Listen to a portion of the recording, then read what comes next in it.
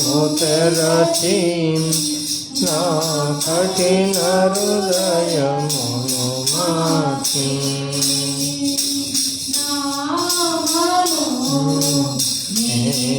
నేత్రముతరచి నా కఠిన హృదయమును మార్చి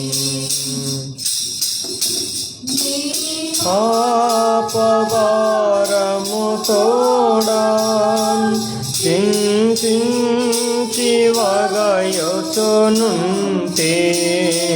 నే పాపభారము తోడా చింతించి వగయొచునుంటే కల్వరి సిలువలో నా శ్రమలను కల్వరి సిలువలో నా శ్రమలను ఎందే నన్ను విడిపించితివి ముందే నన్ను విడిపించితివి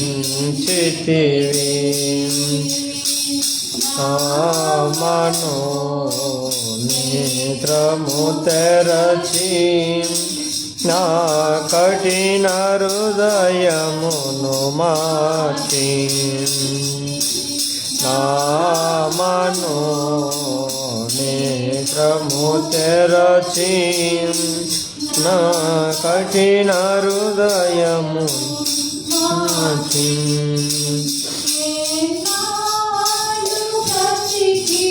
నేమి నీకై జీవించద ప్రభువా నే ప్రాణపతికి నానేమి నీకై జీవించద ప్రభువా బాధలు శోధనలు శ్రమలలో బాధలు శోధనలు శ్రమలలో ఓదార్చి ఆదుకుంటివయ్యా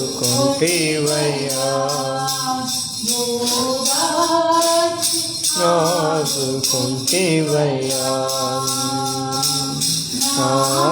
మనో నేత్రము తెరచి నా కఠిన హృదయమును మార్చి నా మనో నేత్రము తెరచి నా కఠిన హృదయమును మార్చి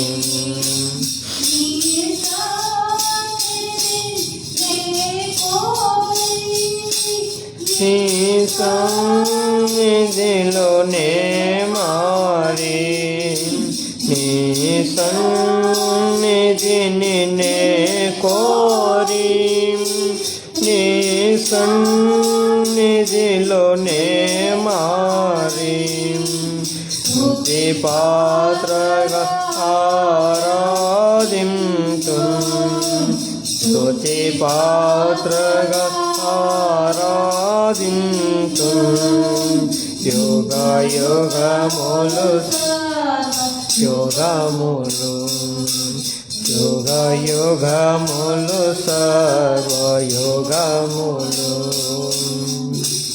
నా మనో నేత్రము తెరచి నా కఠిన హృదయమును మార్చి నా నేత్రము తెరచి నా కఠిన హృదయమును మార్చి.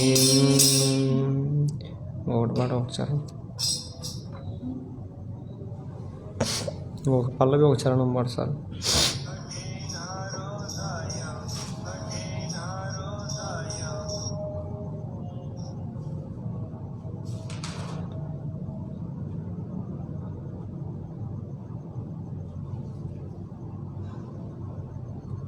నా స్తుతి పాత్రుడా నా యేసయ్యా, నా ఆరాధనకు నీవే యోగ్యుడవయ్యా.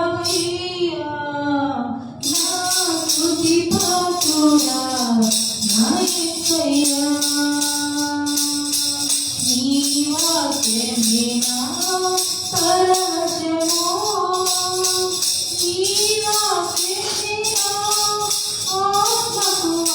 హారము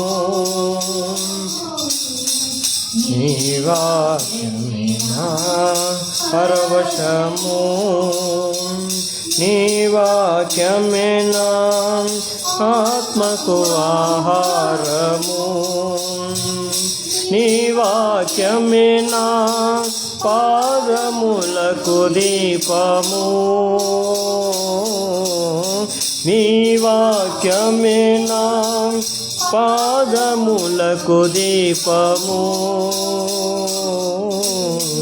నీ వాక్యమే నా పాదములకు దీపము. నా స్తుతి పాత్రుడా నా యేసయ్యా, నా ఆరాధనకు నీవే యోగ్యుడవయ్యా, నా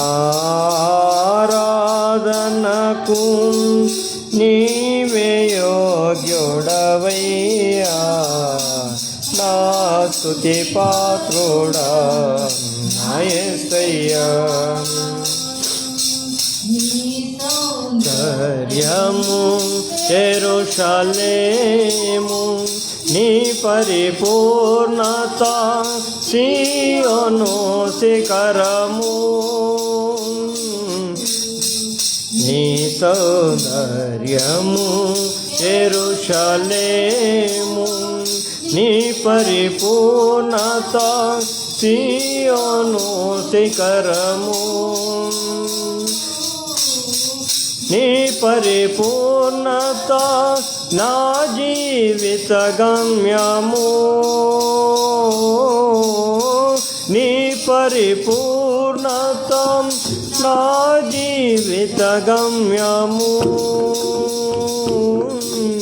నీ పరిపూర్ణత నా జీవిత గమ్యము.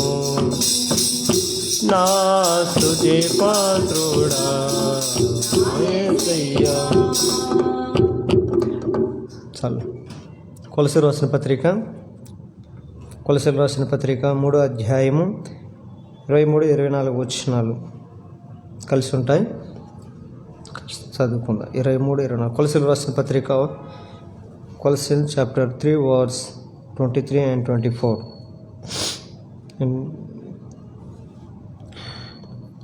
ప్రభు వలన స్వాస్థ్యమును ప్రతికూలముగా పొందుదమని ఎరుగుదము గనుక మీరేమి చేసినను అది మనుషుల నిమిత్తము కాక ప్రభు నిమిత్తమని మనస్ఫూర్తిగా చేయడి.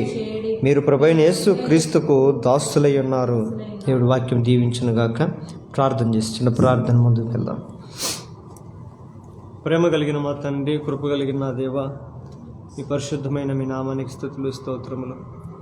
ఆదివారం మీ ఆలయంలో నీ సన్నిధిలో ప్రకటించిన మేరకు మంగళవారం సంఘ ప్రార్థనలో సంగముగా నీ శరీరంలో భాగములుగా మేము తండ్రి మాకిచ్చిన కర్తవ్యాన్ని నెరవేర్తించుటకు తండ్రి నీ వారమని మేము ఒప్పుకొని ఈ రాత్రి నీ సన్నిధిలోకి వచ్చాం.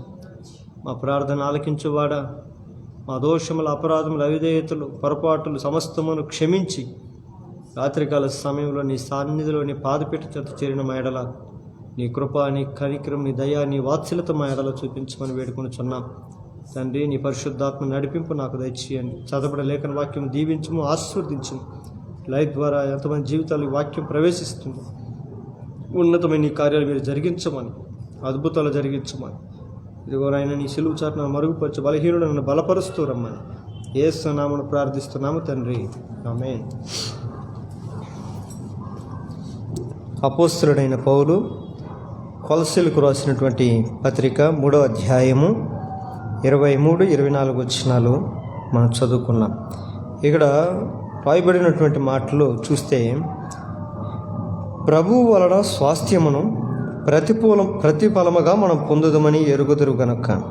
ప్రభువు వలన స్వాస్థ్యమును ప్రతిఫలముగా పొందుదమని ఎరుగుదురు గనుక మీరేమి చేసినను అది మనుషుల నిమిత్తము కాక ప్రభువు నిమిత్తము మనస్ఫూర్తిగా చేయడి. మీరు ప్రభువైన క్రీస్తునకు దాసులై ఉన్నారు. దేవుడి వాక్యం దీవించును గాక. చూసినటువంటి మాటలు అపోస్తలుడైన పౌలు కొలస్సీలో ఉన్నటువంటి మాట, కొలస్సీలోని సంఘస్థులకు చెప్తున్న మాట ఏంటంటే, ప్రతి క్రైస్తవుడు ఎందుకు లోకాన్ని విడిచి, లోకము వాటన్నిటిని విసర్జించి, లోకంలో ఉన్న మూలపాఠాలు, లోకంలో ఉన్న ఆచారాలు, లోకంలో ఉన్న పద్ధతులు, లోకంలో ఉన్న మనుషుల యొక్క పారంపర్యంతో కూడుకున్న ప్రతి వ్యర్థ ప్రవర్తనను విడిచి యేసు ప్రభుని ఎందుకు నమ్ముకుంటాడు అని అంటే, క్రీస్తు వలన ఉన్నతమైన స్వాస్థ్యాన్ని పొందుకోవడానికి నిమిత్తమై. చూడండి, ఈ భూమి మీద పెద్దలు సంపాదించిన స్వాస్థ్యం కావాలని ఎంతమంది అయితే దాని కొరకు ప్రయాసపడతారో, ఆశపడుతుంటారో, దేవుడు మన కొరకి సంపాదించినది ఏదైనా ఉన్నతమైన స్వాస్థ్యాన్ని పొందుకోవటానికై మనం కూడా ఎగిరిపడేవారమై ఉండాలి. దేవుని వాక్యం సెలవిస్తుంది, ప్రభువు వలన మనం స్వాస్థ్యము పొందదగిన వారమై ఉన్నట్లుగా క్రైస్తవులు భూమి మీద బ్రతకాలి. ఈ రోజుల్లో చాలామంది క్రైస్తవులు ఈ భూమి మీద బ్రతుకుతున్నది దేని కొరకు అని అంటే, తమ కుటుంబ వ్యవస్థల నిమిత్తము, సమాజంలో ఉన్నతమైనటువంటి పేరు ప్రఖ్యాతుల నిమిత్తము, గౌరవాల నిమిత్తము, తమకు ఉన్నతమైన స్థానం కావాలని ప్రజలు భూమి మీద ప్రయాసపడుతూ ఉంటారు. క్రైస్తవుల్లో ఉండవలసినది ఉన్నతమైన లక్షణం. అపోస్తలుడైన పౌలు ఈ కొలస్సీలోని సంఘస్థుల ద్వారా ఈ రాత్రి నీతో నాతో ప్రభు కూడా మాట్లాడడానికి ఇష్టపడుతున్నాడు. ప్రభు వలన మనం స్వాస్థ్యం పొందదగిన వారమై ఉన్నట్లుగా మనం జీవించాలనేది దేవుని యొక్క ఉద్దేశం. దేవుని పనిలో, దేవుని సేవలో, దేవుని పరిచర్యలో, మన ఆధ్యాత్మిక జీవితంలో మనం ఎలా నడవాలి అని అంటే, దేవుని వలన ఏదన్నా నాకు దొరుకుతుంది అని ఎరిగి ప్రభు కొరకు ప్రయాసపడాలి. ఆ పని, ఆ పరిచర్య, ఆ సేవా జీవితం ఏ రీతిగా ఉండాలనేది పౌలు ఇక్కడ కింద అంటాడు, మీరేమి చేసినను అది మనుషుల నిమిత్తము కాకుండా ప్రభువైన యేసుక్రీస్తు నిమిత్తం కొరకై మనస్ఫూర్తిగా చేయడని వాక్యం సెలవిస్తుంది. దేవుని కొరకు మనం ఏదన్నా ఒక పని చేయాలి అని అంటే ఒక నిబద్ధత అవసరం. దేవుని కొరకు మనం ఏదన్నా సమర్పణ కలిగి ఉండాలి అని అంటే దానికి ఎంతో సమాధానంతో కూడుకుంటే మనస్సు అవసరం. దేవుని కొరకు మనం ఏదన్నా చెయ్యాలి అని అంటే మనస్ఫూర్తిగా చెయ్యాలనేది వాక్యం సెలవిస్తుంది. ఈ రోజుల్లో దేవుని కొరకు మనం ఏదైనా చేయగలుగుతున్నామా, చేస్తుంటే అది ఒకవేళ అది మనస్ఫూర్తిగా చేస్తున్నామా? ఇంతకు క్రైస్తవుడు ఏం చేస్తున్నాడు? ఈ రోజుల్లో చాలామంది క్రైస్తవుల్లో భక్తి జీవితాన్ని మనం చూసినప్పుడు ఆ భక్తి జీవితము మనస్ఫూర్తిగా కూడినదై ఉంటుందా?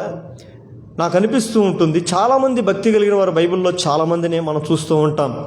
భక్తి కలిగిన వారు అనేకులు కూడా దేవుని వాక్యం విన్నప్పుడు ఆ వాక్యానికి ఆకర్షించబడి వారి జీవితంలోనికి ఆ వాక్యాన్ని అన్వయించుకొని తమ జీవితంలో ఒక విప్లవాత్మకమైనటువంటి మార్పును తెచ్చుకొని ఒక పరిశుద్ధమైన జీవితం జీవించిన వారై ఉంటూ ఉంటారు. నా ప్రియ సహోదరులారా, ఈ వాక్యం వింటున్న నీవు దేవుని కొరకు నీ జీవించే జీవితం అది మనస్ఫూర్తితో కూడుకున్నదై నీ భక్తి ఉన్నదా? దేవుని కొరకు ఒక మనస్ఫూర్తితో కూడుకున్నటువంటి భక్తి జీవితం దేవునికి కావాలంటున్నాడు. నువ్వు ప్రార్థన చేసినా, నువ్వు పాటలు పాడినా, నువ్వు ఆరాధన చేసినా, నువ్వు దేవునికి ఏమిచ్చినా కూడా అది మనస్ఫూర్తిగా చేసేదై ఉండాలి. కొంతమంది దేవునికి చేసే భక్తి, దేవునికి ఇచ్చే పరిపూర్ణమైనటువంటి సమర్పణ అది ఏదైనా చూసినప్పుడు అది కొంతమంది సనుక్కుంటూ ఇస్తూ ఉంటారు, కొంతమంది గొనుక్కుంటూ ఇస్తూ ఉంటారు. కొంతమంది భర్తలు దేవుని కొరకు సంపూర్ణమైన సేవ చేయాలని ముందుకు వచ్చినప్పుడు, కొంతమంది భార్యలు ఆ ఇంటిలో ఉండే భర్త సంపూర్ణంగా సేవ చేస్తున్నప్పుడు ఇసుకించుకుంటుంటారు.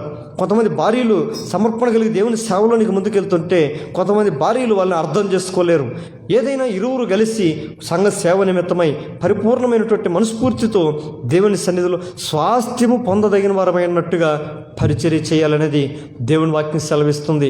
ఈ రాత్రికాల సమయంలో వాక్యం వింటున్న నా ప్రియమైన దేవుని బిడ్డలారా, చూడండి అపోస్తలుడైన పౌలు ఎంత ఉన్నతంగా చెప్తున్నాడంటే, మనం ఏది చేసినా కూడా మనుషుల నిమిత్తం చేయకూడదు. ఈరోజు క్రైస్తవులు మనం దేవుని కొరకు జీవించేటప్పుడు అది మనుషుల నిమిత్తం మన భక్తిని మనం ముందుకు తీసుకెళ్ళకూడదు. మనుషుల కోసం మందిరాలకు వెళ్ళకూడదు. మనుషుల నిమిత్తము భక్తులకు కనపడకూడదు. అందుకని వాక్యం సెలవిస్తుంది, పైకి భక్తి కలిగిన వారు అయ్యుండి దాని శక్తిని ఎరగలేని వారి వలె మనం జీవించకూడదు. భక్తి కలిగిన వారమై ఉంటాం.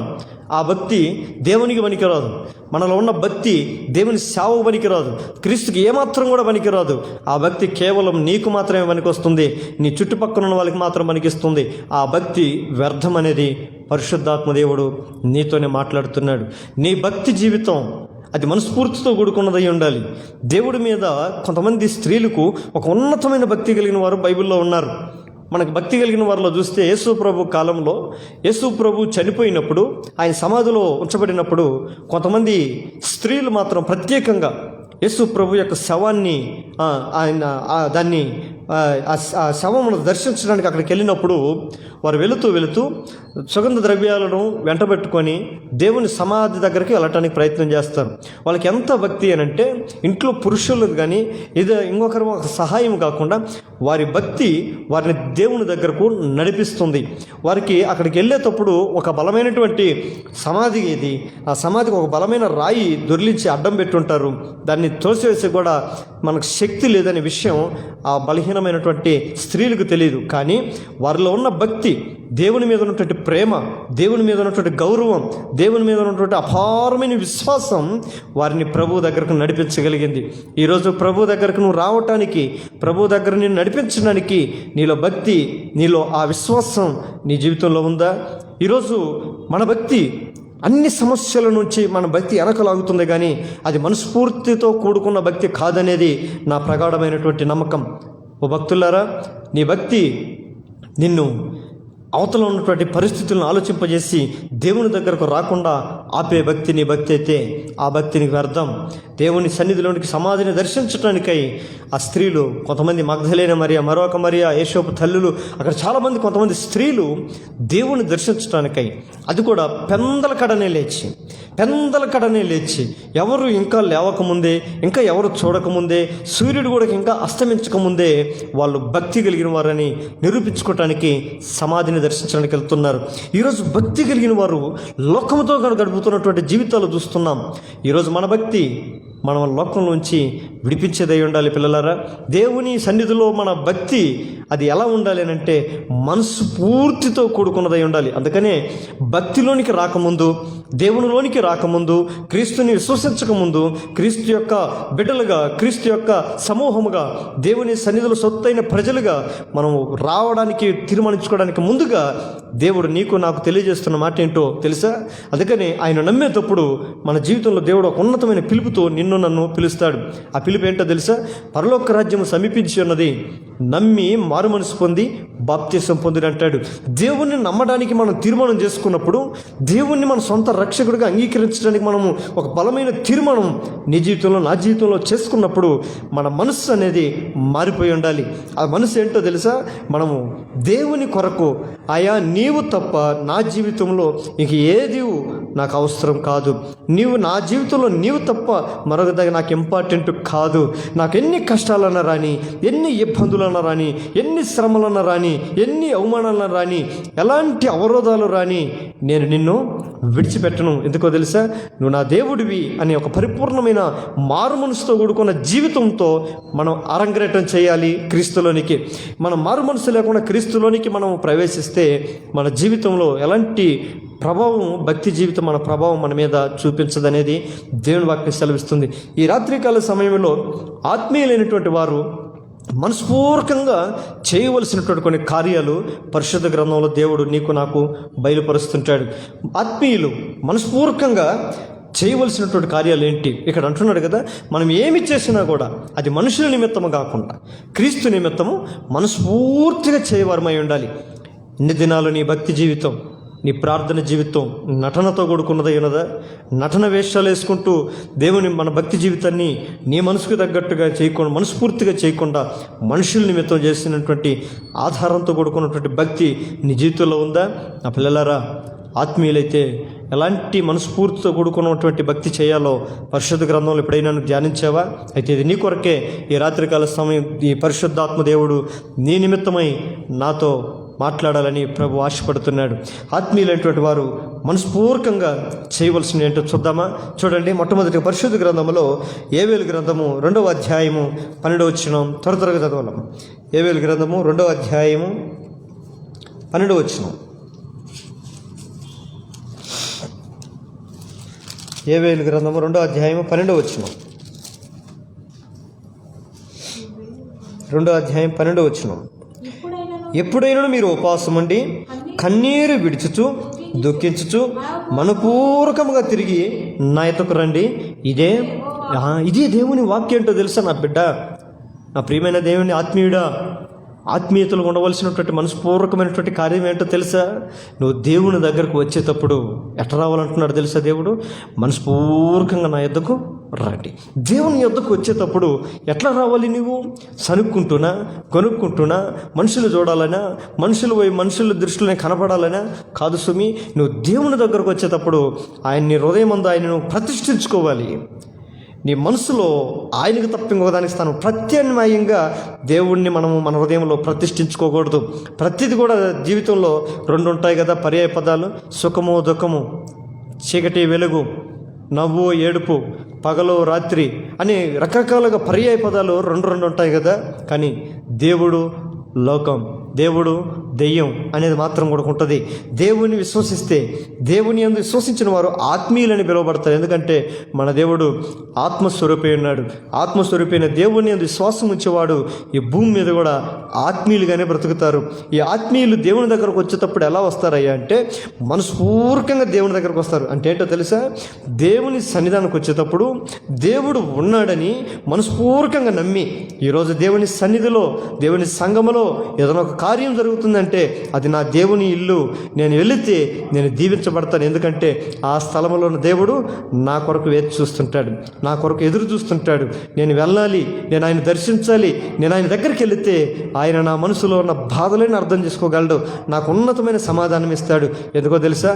నా దేవుడు మనసున్నటువంటి మంచి దేవుడు అని విశ్వాసం నీకు, నాకు, మనందరికీ కూడా కలిగి ఉండాలి. అందుకని దేవుని యొద్దకు వచ్చేటప్పుడు అంటాడు చూడండి, ఎప్పుడైనా మీరు ఉపవాసం ఉండి కన్నీళ్ళు విడుచుచు ఏం చేయాలంటామో దుఃఖించుచు మనస్పూర్వకంగా రావాలి. దేవుని సన్నిధికి వచ్చేటప్పుడు మనస్పూర్వకంగా రావాలి. నా పిల్లలారా, క్రీస్తు సన్నిధికి నువ్వు మనస్పూర్వకంగా వచ్చే ఒక ఆత్మీయుడివేనా?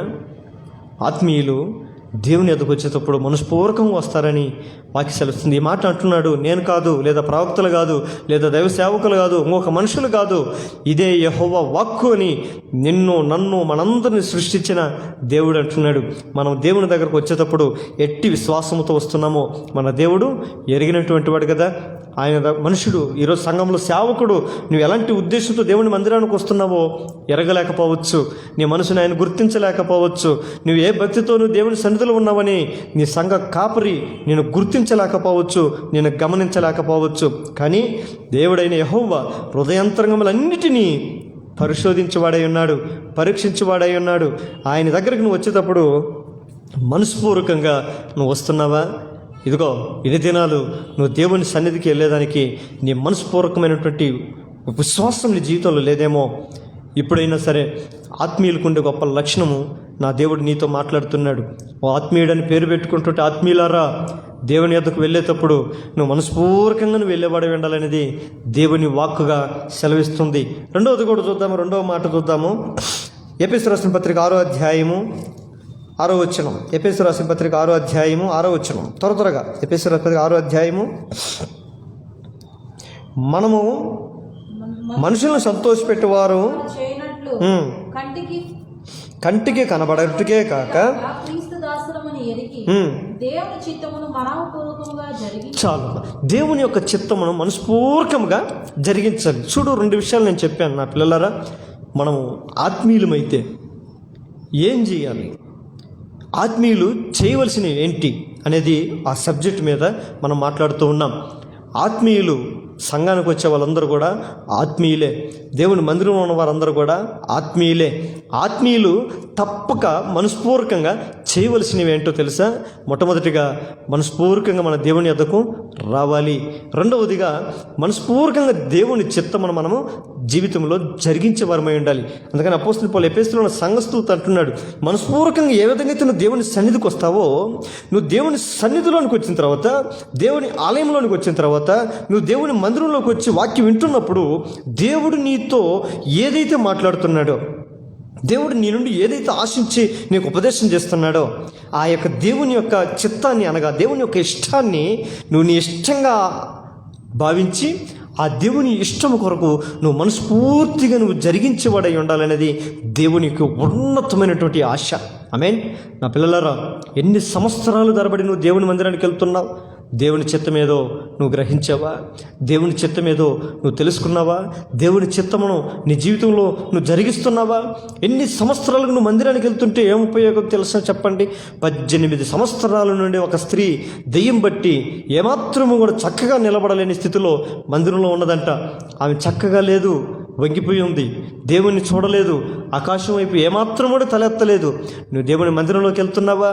నువ్వే మందిరానికి వెళ్తున్నావో? క్రైస్తవుడా, ఆత్మీయుడా, ఆత్మీయతను కలిగినటువంటి నీవు, దేవుని సంఘానికి వెళ్తున్న నీవు, దేవుని యొక్క మనస్ఫూర్తిగా వెళ్తున్న నీవు, దేవుని చిత్తమును నువ్వు మనస్పూర్వకంగా నువ్వు జరిగించే క్రైస్తవుడివేనా? దేవుని సన్నిధిలో నువ్వు ఆయన నీ ఇష్టమును కోరుకునేవాడు కాదు, ఆయన చిత్తమును నీ జీవితంలో జరిగించాలని ఆశపడుతుంటాడు. అందుకని ఆయన చిత్తము, ఆయన ఉద్దేశం నీ జీవితంలో జరిగించుకోవాలని నిన్ను లోకంలో నుంచి నేను ప్రత్యేకపరుచుకొని ఆయన తన ఇంట్లోకి చేర్చుకుంటాడు. నువ్వు ఎక్కడుండి కూడా నువ్వు లోకంలో కలిగినట్టుగా నువ్వు జీవిస్తూ ఉంటే దాన్ని బట్టి దేవుడు బాధపడతాడు. అందుకని యేసు ప్రభు ఈ లోకంలోకి వచ్చిన తర్వాత అంటాడు కదా, తండ్రి, నా చిత్తము నేను నెరవేర్చుకున్నట్టుకు నేను రాలేదు, నీ చిత్తము యావత్తును నేను నెరవేర్చుటకు, తుదముట్టించుటకు నేను ఈ లోకానికి వచ్చి ఉన్నాను. యేసు ప్రభు నీకు, నాకు, ఈ భూమి మీద ఉన్న మనుషులందరికీ చెప్తున్నది ఏంటో తెలుసా? భూమి మీద ప్రతి మనుషుడు తన ఇష్టాలను నెరవేర్చుకున్నట్టుకు పుట్టలేదు, తన ఆశలు తీర్చుకోవటానికి పుట్టలేదు, తన కోరికలు తీర్చుకోవటానికి పుట్టలేదు.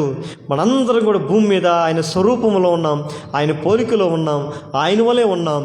ఆయన భూమి మీద ఏదైతే చేయాలని ఆశపడ్డాడో అది నీ ద్వారా, నా ద్వారా చేయించుకోవాలనేది ఆయనకు ఉన్నతమైనటువంటి ఆశ. ఆ ఆశతోనే నిన్ను తల్లి గర్భంలో రూపింపబడక మునిపే ఆయన నిన్ను ఎరిగి ఉన్నాడు, నిన్న భూమి మీద పుట్టించాడు. అందుకని కీర్తనలు 100లో అంటాడు కదా, ఇదిగో నేను మిమ్మల్ని అందరినీ పుట్టించి తిని. ఆయన మనల్ని పుట్టించాడు ఎందుకో తెలుసా? నువ్వు ఇష్టానుసారంగా నువ్వు జీవించి నీ పాప జీవితంతో, నీ వ్యర్థ జీవితంతో, నీ లోకంలో నువ్వు మనసు పుట్టినట్టుగా నీ మనస్పూర్వకంగా నువ్వు లోకంలో జీవించి నువ్వు వ్యర్థుడిగా నువ్వు కాలాన్ని ముగించుకొని వెళ్ళాలని కాదు. ఆత్మీయుడా, దేవుడు నిన్ను ఒక ఉన్నతమైన ఉద్దేశంతో, ఒక ప్రణాళికతో నా దేవుడిని నీ భూమి మీద నిన్ను పంపించాడు. ఆయన వచ్చినప్పుడు అంటాడు, నీ పని తుదముట్టించుటే నాకు ఆహారమైనదని అంటాడు. యోహాను రాసిన సువార్త 4వ అధ్యాయం. దేవుడు నాకు ఇచ్చిన పనిని తుదముట్టించుటే నాకు ఆహారమై ఉన్నది. ఆహారము ఈరోజు నీకు ఏదే ఆహారమై ఉన్నది, ఏది నీకు ఆధారమై ఉన్నది? దేవుని చిత్తమును, దేవుని ఉద్దేశమును ఎరగనంత వరకు మనం ఆత్మీయ గుడ్డితనంతో మనం బ్రతుకుతుంటాం. గుడ్డితనంతో ఉన్నంత వరకు కూడా మన జీవితంలో ఏమాత్రం కూడా ఆత్మీయతకు అర్థమే ఉండదు. నా పిల్లలారా, ఆత్మీయతలో దేవుని చిత్తమును జరిగించే విషయంలో మనం ఎప్పుడు మనస్పూర్వకంగా ఉండాలి. ఇదిగో ఆ 18 ఏళ్ళ నుండి వంగిపోయి ఏమాత్రం పైకి చూడలేని స్థితిలో ఉన్నదంటే దేవుడు ఆమె సన్నిధిలో, ఆ మందిరంలోనికి వచ్చి ఆమెను ముట్టి బాగు చేసినప్పుడు ఆమె చక్కగా నిలబడి దేవుని చూసి మహిమపరిచినదంట. నువ్వు మందిరంలో నువ్వు నిజంగా వంగిపోయిన స్థితి ఉంటే, దేవుడు వాక్యం నీ మీద ప్రయోగంగా పనిచేస్తే, దేవుడు నీ ఎడల కరుణ చూపించి, కటాక్షము చూపించి నీ పాపములు క్షమిస్తే, నువ్వు క్షమించబడిన విశ్వాసం అయితే, నీ పాపం నుంచి విముక్తి కలిగిన క్రైస్తవుడు అయితే, నువ్వు లోక సంబంధమైన జీవితాన్ని విడిచి ఆత్మ సంబంధమైన జీవితంలోనికి నువ్వు వస్తే, ఆ యొక్క స్త్రీ వల్ల నీవు కూడా చక్కగా నిలబడి దేవుని చిత్తముని ఎరిగి ఆయనను మహిమపరిచేవాడువై, మహిమపరిచేదానివై నువ్వు ఉంటావు. దేవుని సన్నిధిలో, దేవుని మందిరంలో, నువ్వు వెళ్తున్న మందిరంలో అలాంటి ఆత్మీయ జీవితం నువ్వు జీవిస్తున్నావా? దేవుని మందిరంలో దేవుని చిత్తం ఏంటో నువ్వు సంపూర్ణంగా ఎరిగి ఉన్నావా? దేవుడు నన్ను ఎందుకు ఎన్నుకున్నాడు? దేవుడు నన్ను ఎందుకు ఏర్పాటు చేసుకున్నాడు, దేవుడు నాకెందుకు ఆయన సంఘంలో నన్ను ఒక స్థానంలో నిలబెట్టాడు, దేవుడు నన్ను ఎందుకు సంఘంలో ఒక పాత్రగా నన్ను నడిపించుకున్నాడు, ఆయన ఏదో ఒక ఉన్నతమైన ప్రణాళిక కలిగి ఉన్నది అని ఏ రోజైనా దేవా నీ చిత్తము నా జీవితంలో జరిగించు ప్రభు అని ప్రార్థన చేసావా? దావీదైతే ప్రార్థన చేస్తాడు, దేవా నీ చిత్తము నాకు తెలియజేయి, నీ మార్గమును నాకు తెలియజేయి, నీ ఉద్దేశము నాకు తెలియజేయి, నీ మార్గంలో ఏదో నడుచున్నట్లుగా నాకు ఏక దృష్టిని కలుగజేయి అంటాడు. రెండు దృష్టిలు కలిగి ఉండకూడదు. దేవుని చూసేటప్పుడు మన విశ్వాసాలను గుర్తెరగాలి. మన విశ్వాసానికి కర్త అయిన క్రీస్తు వైపు మనం చూడాలి. కానీ మనం రెండు నేత్రాలు కలిగినామని చెప్పి ఒక నేత్రం దేవునికి, మరో నేత్రం లోకానికి మనం ఇచ్చేవాడుగా ఉండకూడదు. అందుకని యేసు ప్రభు మత్తయి సువార్తలు అంటాడు, మనకు కలిగినది ఏదైనా మనల్ని అభ్యంతరపరిస్తే అది మన నుండి తీసివేసుకోవటం చాలా మంచిది. ఎందుకు అంటాడు, చాలా మంచి మాటలు అంటాడు అక్కడ. నీ కన్ను నిన్ను అభ్యంతరపరిచిన ఎడల నీ కన్ను నీ నుంచి తీసివేయి, నీ చెయ్యి నిన్ను అభ్యంతరపరిచిన ఎడల నీ చెయ్యి దాని నుంచి తీసేయి. ఎందుకో తెలుసా, నువ్వు రెండు కాళ్ళు రెండు చేతులు కలిగి రెండు కళ్ళు కలిగి నరకానికి పోగొట్టు కంటే గుడ్డివాడు అయ్యుండో, అవిటివాడు అయ్యుండో, వికలాంగుడు అయ్యుండో నిత్య రాజ్యమును చేరుట నీకెంతో మేలు కదా అని అంటాడు. చూడండి, రోగముతో ఉండి అవిటితనముతో ఉండి హ్యాండిక్యాప్డ్గా ఉండి మన దేవుని రాజ్యాన్ని స్వతంత్రించుకోవచ్చేమో, కానీ ఆత్మీయులుగా ఉండి దేవుని చిత్తమును మనం జరిగించుకోలేకపోతే మనం ఎప్పటికీ కూడా మనందరము మీరందరూ ఆశించే ఆ పరలోక రాజ్యాన్ని ఎప్పటికీ కూడా నీవు స్వతంత్రించుకోలేవు. నీవు దేవుని రాజ్యాన్ని స్వతంత్రించుకోవాలంటే ఆయన చిత్తమును భూమి మీద నీవు జరిగించేవాడై ఉండాలి. అందుకని యేసు ప్రభు ఒకరోజు అంటాడు, ఏమంటాడో తెలుసా, ప్రభు అని పిలిచేవాడు ఎవడు కూడా నా రాజ్యానికి పాత్రుడు కాదు, కానీ దేవుని చిత్తమును జరిగించేవాడే ఎక్కడికి వెళ్తాడంట, పరలోక రాజ్యం చేరుతాడు. ఆమె ఇంకొక దిక్కు అంటాడు. యేసు ప్రభు ఒక రోజు వాక్యమును బోధిస్తుంటే అక్కడికి చాలామంది జనాలు వచ్చి యేసు ప్రభు చుట్టుకొని ఆయన ఉన్నతమైన శ్రేష్టమైన ఉపదేశాన్ని వింటూ ఉంటారు. అప్పుడు అక్కడికి యేసు ప్రభుని కలవటానికి ఆయన తల్లి, ఆయన బ్రదర్స్ అక్కడికి వస్తారు. అక్కడికి వచ్చిన తర్వాత, అయ్యా అక్కడ వాక్యం చెబుతుంది ఎవరో కాదు, నా కుమారుడు యేసు అంటే ఎవరో కాదు, నా కొడుకు, నా బిడ్డ అని చెప్పి ఆ పక్కన వాళ్ళ అన్న తమ్ముళ్ళు అంటారంట, ఆయన ఎవరో కాదు మా అన్న, మేము ఆయనతో మాట్లాడాలి, పిలిపించండి అని చెప్పి పంపిస్తారంట. ఒక ఆయన వెళ్ళి ఆ గుంపులో తోసుకొని యేసు ప్రభు దగ్గరికి వెళ్ళి, యేసు ప్రభా నిన్ను కలవటానికి నీ తమ్ముళ్ళు మీ అమ్మ వచ్చిందయ్యా అంటే, ఆయన అంటాడు వెంటనే, అట్లయితే సరే ఒక్క నిమిషం ఉండండి అని చెప్పి వెళ్ళిపోవాలా కదా. మనమైతే చూడండి చాలాసార్లు దేవుని కొరకు కాంప్రమైజ్ అయిపోతాం. మందిరంలో ఉన్న ఫోన్ వచ్చినా జంప్ అయిపోతాం, దేవుని సన్నిధిలో ఉన్న మనకు పని ఉన్నా జంప్ అయిపోతాం. అన్ని విషయంలో మనం దేవుని తృణప్రాయంగా విడిచిపెడతాం. దేవుని సేవలో ఉన్నాడు. యేసు ప్రభు మనిషి కుమారుడికి ఈ లోకానికి వచ్చి తండ్రి తనకు అప్పచెప్పబడిన పనిలో నిమగ్నమై ఉన్నాడు. ఆ పని చేసేటప్పుడు దేన్ని కూడా తన తల్లి వచ్చిన జన్మనిచ్చిన తల్లి వచ్చినా కూడా, తోడబుట్టిన తమ్ముళ్ళు వచ్చినా కూడా ఆ పని మధ్యలో విడిచిపెట్టి ఆయన వెళ్ళల. అక్కడే నిలబడి అంటాడు, నాకు ఎవరు తల్లి, నాకు ఎవరు సహోదరులు, ఇదిగో నాతో ఉన్నటువంటి వారే కదా, నా ఇష్టాన్ని గౌరవించేవాళ్ళు, నా చిత్తమును జరిగించేవాళ్ళు, నా యొక్క అడుగు జనం నడిచేవాళ్ళు, నన్ను ప్రేమించేవాళ్ళే కదా నా తమ్ముళ్ళు, నా తల్లి అని అంటాడు. దేవుని మందిరంలో ఉన్న నీవందరూ కూడా నువ్వు దేవుని బిడ్డవి ఎప్పుడవుతావో తెలుసా? దేవునికి కుమారుడిగా, దేవునికి కుమార్తెగా నువ్వు ఎప్పుడవుతావో తెలుసా? దేవుని యొక్క ఇష్టాలను గౌరవించినప్పుడే, దేవుని మార్గంలో నువ్వు నడిచినప్పుడే.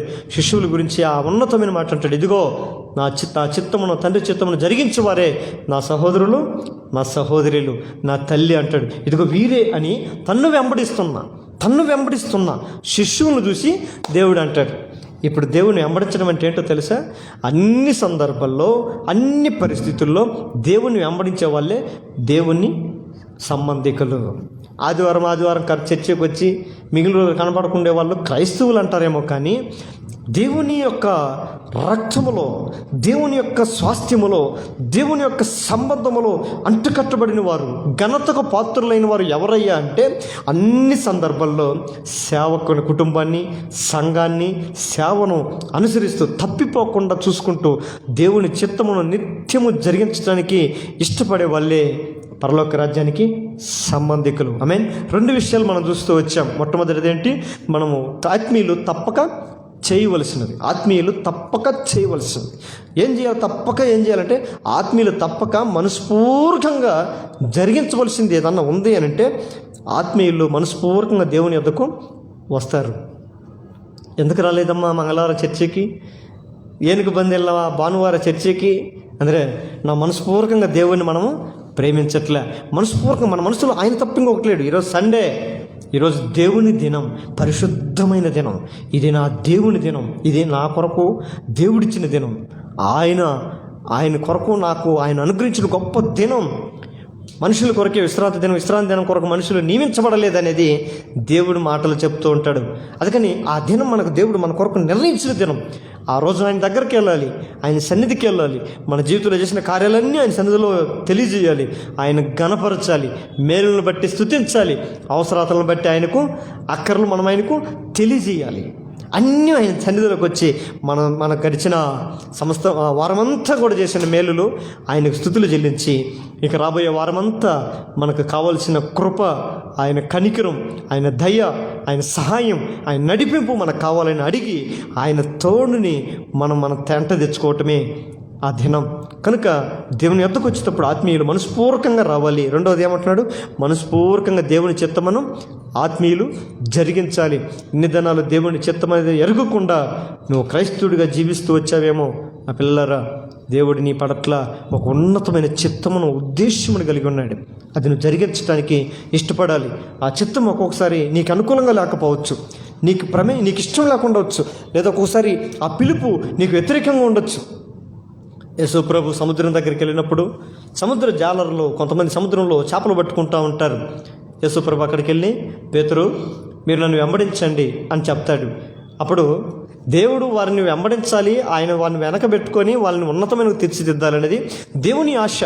కానీ వాళ్ళకు ఒక బాధ్యత కలిగిన వారై ఉన్నారు, ఒక కమిట్మెంట్ కలిగినటువంటి వారై ఉన్నారు. వాళ్ళు జీవనోపాధి నిమిత్తము రాత్రంతా ప్రయాసపడి చేపలు పట్టుకునే వాళ్ళు, ప్రయాసపడి ఆ చేపలు అమ్ముకొని జీవనోపాధి నిమిత్తం బ్రతికేవాళ్ళు.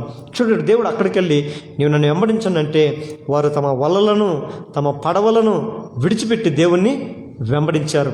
ఇది కదా ఆత్మీయులు మనస్పూర్వకంగా దేవుని చిత్తమును జరిగించడం అంటే. ఈరోజు దేవుని చిత్తమును ఎరగాలంటే నువ్వు దేన్నైనా దేవుడు విడిచిపెట్టమన్న దాన్ని విడిచిపెట్టే విశ్వాసిగా నీవు ఉన్నావా? దేవుణ్ణి విడిచిపెట్టే విశ్వాసివా? దేవుని కొరకు ఏదైనా విడిచిపెట్టే విశ్వాసివా?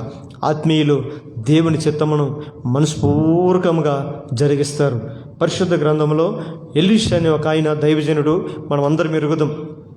ఏలియా అనే ఒక ప్రవక్త ఒకరోజు ఎలీషా దగ్గరికి వెళ్ళి, దేవుడు నిన్ను తన పని నిమిత్తమై ఏర్పాటు చేసుకున్నాడు, నీవు వచ్చి నా జతలో ఉండి దేవుడు నీ పక్షాన చేయబోయే కార్యాలన్నీ నువ్వు నెరవర్తించాలి, దేవుడు నీకు ఏదైతే తెలియజెప్తున్నాడో దాన్ని నువ్వు నెరవర్తించి జరిగించాలి, ఇది మొదలుకు నువ్వు నా శిష్యుడిగా నువ్వు ఉండాలి అని ఏలియా వెళ్ళి ఎలీషాని పిలిచినప్పుడు ఎలీషా అంటాడు, ఇదిగో 12 అరకల ఎద్దులు పొలమును నేను దున్నుతున్నాను, నాకు గొప్ప భూస్వామిని, వ్యవసాయం చేసేవాడిని, నాకు తల్లిదండ్రులు ఉన్నారు, నేను రాలేను అని అనలేదు. కానీ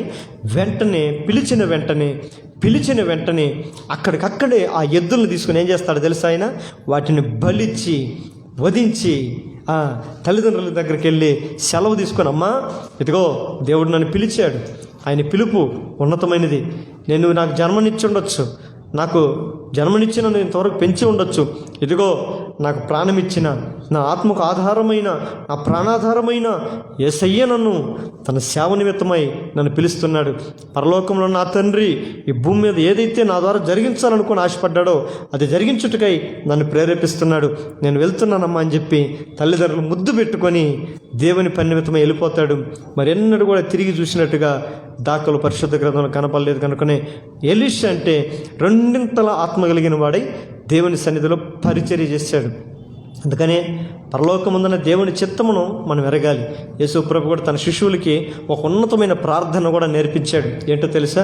పరలోకముందున్న మా తండ్రి, నీ చిత్తము పరలోకముందు నెరవేరినట్లు భూమి యందు కూడా నెరవేర్చమని.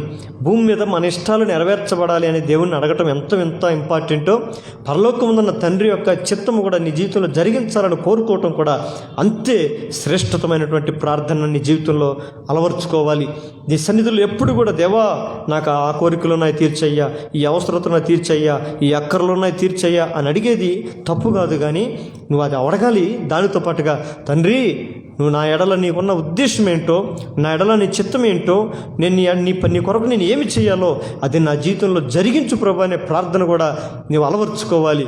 కనుక ఆత్మీయులు తప్పక మనస్పూర్వకంగా చేయవలసినటువంటిది ఏంటయ్యా అంటే మనస్పూర్వకంగా దేవుని యొద్దకు రావాలి. రెండవదిగా మనస్పూర్వకంగా దేవుని చిత్తమును జరిగించాలి. మూడవది చూద్దామా? మూడవదిగా 1 రాజులు 14వ అధ్యాయము 8వ వచనం.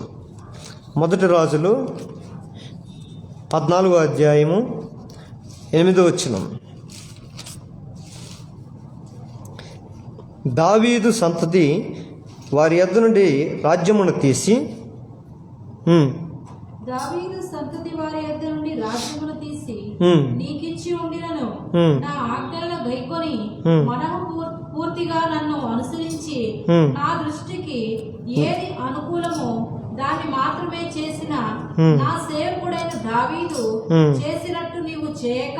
చాలమ్మా, నేను ముక్కలకు కొట్టిన దాన్ని చూడండి. 8వ వచనంలో 2వ లైన్లో అంటాడు, నా ఆజ్ఞను గైకొని మనస్ఫూర్తిగా నన్ను అనుసరించి నా దృష్టికి ఏది అనుకూలమో దానిని మాత్రమే చేయాలి. ఆమేన్.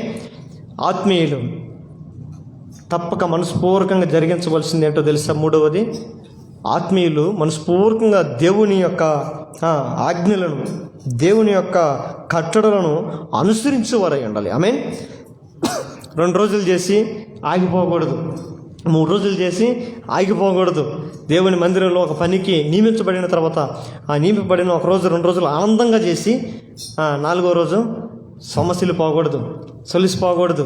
1 రోజు మన మందిరంలో దేవుని సేవ నిమిత్తం లేచి రండి అని అంటే గొర్రెలు సంత పరిగెత్తారు, దమదమదం పరిగెత్తారు, అందరు దమదమదం పరిగెత్తారు. 6 మంది లేచారు కదా. అది ఎట్లా వచ్చారు? మనస్పూర్వకంగా నువ్వు వచ్చి ఉంటే, మనస్పూర్వకంగా నిలబడి ఉంటే ఖచ్చితంగా ముందుకు సాగిపోతుంటారు. వాళ్ళు ప్రజలు కనపడాలని, జనాలు కనపడాలని, అబ్బా వాళ్ళని చూసి అబ్బో పర్వాలేదు గ్రేట్, కూర్చున్న వాళ్ళు వాళ్ళని చూసి సిగ్గుపడాలేమో పాపం, కూర్చున్న వాళ్ళు మరి నాయన వాళ్ళలాగా మనం లేకపోతే మనం బాధపడాలేమో, అట్లా లేచి నిలబడతారు. వాళ్ళు దేవుని దగ్గరికి వచ్చేటప్పుడు మనస్పూర్వకంగా రాకపోతే, ఒకవేళ వచ్చి నిలబడిన వాడిని సాతాను చూసుంటాడు. ఒక తట్టు తడితే ఆడ పోయేవాళ్ళు ఆడ పడపడ్డారు, ఎట్ట పోయేవాళ్ళు అట్ట పోయారు. 5 మంది 6 మంది ఎంతమంది నిలబడ్డారు ఆ రోజు. ఎట్ల పోయేవాళ్ళు అట్లా వెళ్ళిపోయారు. ఒక్కొక్కరి కార్య నిమిత్తం పడిపోయారు. ఆ పిల్లలారా, పడిపోకూడదు, నిలుచుండు. మనందరం పడిపోకుండా మనమే జాగ్రత్తగా చూసుకోవాలి. దేవుని పని కొరకు ఒక నిలబడడం అది గొప్ప కార్యం. అది దేవుని పని కొరకు, దేవుని సేవ కొరకు నిలబడడం అది చిన్న కార్యం కాదు, అది గొప్ప కార్యం. నువ్వు దేవుని శక్తితో నిలబడగలిగితే, నువ్వు ఉండగలిగితే నువ్వు నిలబడగలుగుతావు. నువ్వు నీ శక్తితో నువ్వు నిలబడాలనుకుంటే కూలిపోతావు. చాలామంది చూడండి, చాలామంది దేవుణ్ణి అనుసరించే విషయం మనస్పూర్వకంగా అనుసరించలేక వెనక్కి వెళ్ళిపోతూ ఉంటారు. చాలామంది యేసు ప్రభు కూడా ఇంచుమించు 70 మంది శిష్యులు, పైచిలకు మంది ఉన్నారంట. మొదట మనకైతే 11 మంది 12 మంది అంటాం, కానీ చాలామంది శిష్యులు యేసు ప్రభుకు ఉన్నారు. కానీ ఒకరోజు దేవుని మాటలు, కఠినమైన మాటలని వారు ఎరిగి దేవుని ఏం చేశారు తెలుసా? విడిచిపెట్టి మరి అన్నటికీ కూడా ఆయన్ను వెంబడించలేదంట. దేవుని సార్ కఠినమైన మాటలు కొంతమంది విన్నప్పుడు, ఈ చర్చి కాదు, ఈ చర్చి వద్దు, మాకి వేరే చర్చి, ఈ పాస్టర్ ఎప్పుడు తిడతా ఉంటాడు, ఎప్పుడు అరుస్తూ ఉంటాడు, ఎప్పుడు మాకు మంచిది చెప్పడు కానీ చెడే చెప్తూ ఉంటాడు. దేవుని ఆజ్ఞలు కఠినంగా భావించి కొంతమంది మనస్పూర్వకంగా సరి చేసుకొని దేవుని ముందుకు రాకపోగా మనసుని కఠినం చేసుకొని దేవునికి దూరం అయిపోతారు, వెనక్కి వెళ్ళిపోతారు. పిల్లలారా, మనమైతే ఆ రీతిగా ఉండకూడదు. అందుకని దావీదు ఏమంటాడో తెలుసా? ప్రభా, నన్ను శిక్షించిన నన్ను ప్రేమిస్తావు నీవు. కీర్తనల 90లో కూడా దావీదు అంటాడు కదా, మోషే అంటాడు కదా, మమ్మల్ని శ్రమపరిచిన దినముల కొలది మమ్మలను తృప్తిపరచు అంటాడు. ఆమేన్. నువ్వు శ్రమ పెట్టినా, నువ్వు కొట్టినా, నువ్వు తిట్టినా, నువ్వు మమ్మల్ని హింసించినా, నువ్వు బాధ పెట్టినా, ఒక విషయం గుర్తుపెట్టుకో దేవా, నేను నిన్ను విడిచిపెట్టను. ఎందుకో తెలుసా? నీవు నాకు తప్ప ఇంకెవరు ఆధారం లేరయ్యా. ఒక క్రైస్తవుడు ఎప్పుడు కూడా శ్రమ అనుభవిస్తున్నా, కష్టం అనుభవిస్తున్నా, బాధ అనుభవిస్తున్నా దేవుని మీద గురి కలిగిన వాడై ఉండాలి. ఆమేన్. దేవుణ్ణి అనుసరించడం, మనస్పూర్వకంగా అనుసరించడం అంటే అదే. చిన్న జ్వరం వస్తే మందిరానికి రాలేము, చిన్న కాళ్ళు నొప్పులు వస్తే మందిరానికి రాలేము. ఎందుకు మందిరానికి? మా ఇంట్లో మా ఆయన లేడు, అందుకే నేను మందిరానికి రాలేకపోయినా. మా భర్త లేడు, నేను మందిరానికి రాలేకపోయినా. మా మా భార్య లేదు, నేను మందిరానికి రాలేకపోయినా, నన్ను తీసుకొని వచ్చేవాళ్ళు లేరు, మందిరానికి రాలేకపోయినా, నన్ను తీసుకొని వచ్చి సాయం చేసేవాళ్ళు లేరు, నడిపించుకోవడానికి మందిరానికి రాలేకపోయినా, సాకులు యేసు ప్రభు దేవుని రాజ్యం సమీపించున్నది రండి అని అంటే భూలోకంలో చాలామంది సాకులు చెప్తా ఉంటారట. నేను ఎద్దులు కొనేకపోతున్నా, కారు కొనేకపోతున్నా, స్కూటర్ కొనేకపోతున్నా, ఇక్కడికి వెళ్తున్నా, అక్కడికి వెళ్తున్నా, అది కొనేకపోతున్నా, ఇది కొనేకపోతున్నా, నేను దేవుని మందిరానికి రాలేను. పిలువబడిన వారు అనేకులు, ఏర్పరచబడిన వారు కొద్దిమందే. ఆ ఏర్పరచబడిన వారు ఎవరో తెలుసా? దేవుణ్ణి మనస్పూర్వకంగా అనుసరించేవారు. దేవుని మనస్పూర్వకంగా అనుసరించడం అంటే నీ కష్టాలు రావాలని కోరుకోకూడదు, నాకు బాధలు రాకూడదని కోరుకోకూడదు, నాకు ఇబ్బందులు రాకూడదని కోరుకోకూడదు, అవమానాలు రాకూడదని కోరుకోకూడదు. దేవుణ్ణి అనుసరించేటప్పుడు నీకు అవమానాలు వస్తాయి, కష్టాలు వస్తాయి, ఇబ్బందులు వస్తాయి, శ్రమలు వస్తాయి, ప్రతికూల పరిస్థితులు వస్తాయి, అనేకమైనటువంటి దూషణలు నీ మీదకు వస్తాయి. అయినా నువ్వు మనస్పూర్వకంగా నమ్మిన దేవుణ్ణి అనుసరించడంలో నువ్వు ఎప్పుడు కూడా వెనకాడకూడదు సుమి. ఆత్మీయతలో ఉన్నటువంటి బలమైనటువంటి అంశం ఏంటంటే మన జీవితంలో ఏ శ్రమన రాని, ఏ కష్టమన రాని, అవి మనం దేవుని మీద మనం అనుసరిస్తున్నప్పుడు అవి మనకి ఏమాత్రం కూడా భారంగా అనిపించవు. యేసు ప్రభు శిష్యులు ఏమన్నారు తెలుసా? అపొస్తలుల కార్యం చదివారు ఎప్పుడన్నా? వారు దేవుని కొరకు శ్రమ అనుభవిస్తున్నప్పుడు, దేవుని కొరకు శ్రమ ఉందుట ఇది మహా భాగ్యమని భావించారంట. దేవునికి మహిమ కలుగును గాక. దేవుని కొరకు శ్రమ అనుభవించడం ఏమనుకున్నారు తెలుసా? అది మహాభాగ్యం అనుకున్నారంట. దేవుని కొరకు నువ్వు శ్రమపడే క్రైస్తవుడువా? దేవుని కొరకు నువ్వు ఏమన్నా నష్టపోతున్నావా? దేవుని పని నిమిత్తం ఏదైనా నువ్వు కోల్పోతున్నావా? దేవుని చిత్తము జరిగించట్లో నీదేదన్నా స్వప్రయోజనాన్ని విడిచిపెడుతున్నావా? లేదా అయితే ఆత్మీయుడని చెప్పుకోవటానికి అర్హత లేని క్రైస్తవులమని మనం గుర్తెరగాలి. దేవుని మనస్పూర్వకంగా అనుసరించేవాడు ఏమాత్రం కూడా వెనకాడడు. ఒకవేళ వెనకాడితే ఏమవుతుంది? దేవుడు అంటాడు కదా, నా యందు విశ్వాసం ఉంచి వెనుదిరిగితే వాని యందు నా ఆత్మకు సంతోషమే లేదంటాడు. నాగిటి మీద చేయి పెట్టి వెనకదట్టు దుచ్చువాడు ఎవడో దేవుని రాజ్యానికి పాత్రుడే కాడంటాడు. ఇవన్నీ మనం చెప్పుకుంటూ పోతే పరిస్థితులు చాలానే ఉంటాయి. ప్రకటన గ్రంథంలో కొన్ని సంఘాల గురించి దేవుడు చెప్తాడు, ఇదిగో నీ శ్రమను, నీ దరిద్రతను నేను ఎరుగుదును, సాతాను సమాజం మధ్య నీవు నివసిస్తున్నావని కూడా నేను ఎరుగుదును, అయినా వారి మధ్యలో నీవు సత్యవాక్యముని చేతబట్టుకొని నువ్వు నా కొరకు నిలబెడితీవి. ఇదిగో నేను ఒకరోజు వస్తున్నా, నువ్వు భయపడకు, నేను వచ్చేంతవరకు నువ్వు గట్టిగా ఆ వాక్యాన్ని చేతపట్టుకున్నాడు. ఒకరోజు నేను వచ్చి నిన్ను గొప్ప కార్యాలు నీ జీవితంలో చేస్తాను, నీకు ఉన్నతమైన ఆశీర్వాదం ఇస్తాను, నీకు నీతి కిరీటం నేను ఇస్తాను, వాడబారని అధికారం నీకు ఇస్తాను, మహిమ అధికారాన్ని నీకు ఇస్తాను. ఈ రోజుల్లో ఆత్మీయులుగా మనం దేవుని అనుసరించే విషయంలో ఎన్నోసార్లు వెనకబడిపోతున్నాం. మనం నడిపించేవారు లేరని. ఇశ్రాయేలు ప్రజలు ఎందుకు తెలుసా? ఐగుప్తులో విడిచిపెట్టిన వారు దేవుడు వాగ్దానం చేసిన కానానులో ఎవరు కూడా ప్రవేశించలేకపోయారు. కారణం ఏంటో తెలుసా? వారు మనస్పూర్వకంగా దేవుణ్ణి అనుసరించలేదు. ఆకలైనప్పుడు అలమటించారు, దప్పికైనప్పుడు దూషించారు, అవసరం వచ్చినప్పుడు అపహసించారు, దేవుడు మాతో ఉన్నాడనే విషయం మరిచారు, నడిపించే సేవకుని మోషేను పలుమార్లు అవమానపరిచారు, పలుమార్లు దూషించారు.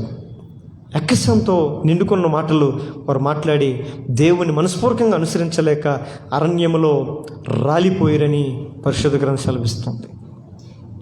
మనము కూడా ఆత్మీయమైనటువంటి యాత్ర, ఐగుప్తు అని లోకం విడిచి దేవుడు వాగ్దానం చేసిన పరమకానైన పరలోక రాజ్యం చేరేంత వరకు కూడా ఇశ్రాయేలు వలె మనం కూడా అలిసిపోకూడదు, సొలసిపోకూడదు, సమస్య వెళ్ళకూడదు, సొనుక్కోకూడదు, గొనుక్కోకూడదు. మనం గొనుక్కుంటా తిట్టుకుంటా భారంగా ఇది కష్టమో, ఇది శ్రమ, ఇది దేవుని పని, అయ్యో అనుకుంటూ ఉంటే ఇశ్రాయేలు వలె మనము కూడా మధ్యలో విడవబడిపోతాం. కానీ నిండు మనసుతో నూను కుమారుడిని యెహోషువ, కాలేబు నిండు మనసుతో దేవుని సేవించుతారు కనుక వారు మాత్రం హెబ్రోను, కానాను చేరి ప్రవేశించారట. దేవునికి మహిమ కలుగును గాక. మనము కూడా దేవుని మందిరానికి రావడం గొప్పతనం కాదు, దేవుని సన్నిధిలోకి రావడం గొప్పతనం కాదు. ఈ స్థలంలోకి వచ్చిన నీవు నేను దేవుడు మనకు వాగ్దానం చేసిన ఆయన రాజ్యంలోనికి చేరటమే నిజమైనటువంటి ఆత్మీయతకు ఒక అర్థం. ఆమేన్. ఆ ఆత్మీయులు ఎలా ఉంటారయ్యా, పరలోక రాజ్యాన్ని చేరే ఆత్మీయులు ఎలా ఉంటారయ్యా అని గుర్తేంటో తెలుసా వాళ్ళకి? బైబిల్లో యేసుప్రభు అంటాడు, ప్రతి వాని మీద ఆ గుర్తులు కొన్ని ఉంటాయంట. వారి నొసటి మీద కానీ వీటి మీద కానీ కొన్ని గుర్తులు ఉంటాయి. ఏ గుర్తులు? దేవుని గుర్తు ఒకటి ఉంటుంది, అపవాద గుర్తు ఒకటి ఉంటుంది. దేవుని గుర్తు కలిగిన ఆత్మీయుడు ఎలా ఉంటాడయ్యా ఈ దినాల్లో, ఈ రోజుల్లో అని అంటే, ఆత్మీయులు మనస్పూర్వకంగా దేవుణ్ణి సేవిస్తూ ఉంటారు. ఆమేన్. ఆత్మీయులు దేవుణ్ణి మనస్పూర్వకంగా సేవిస్తారు. నెంబర్ 3, 4వ చూద్దామా? 4వ చూడండి. మొదటి దినవృత్తాంతముల గ్రంథము 28వ అధ్యాయము. మొదటి దినవృత్తాంతముల గ్రంథము 28వ అధ్యాయము 21వ వచనం.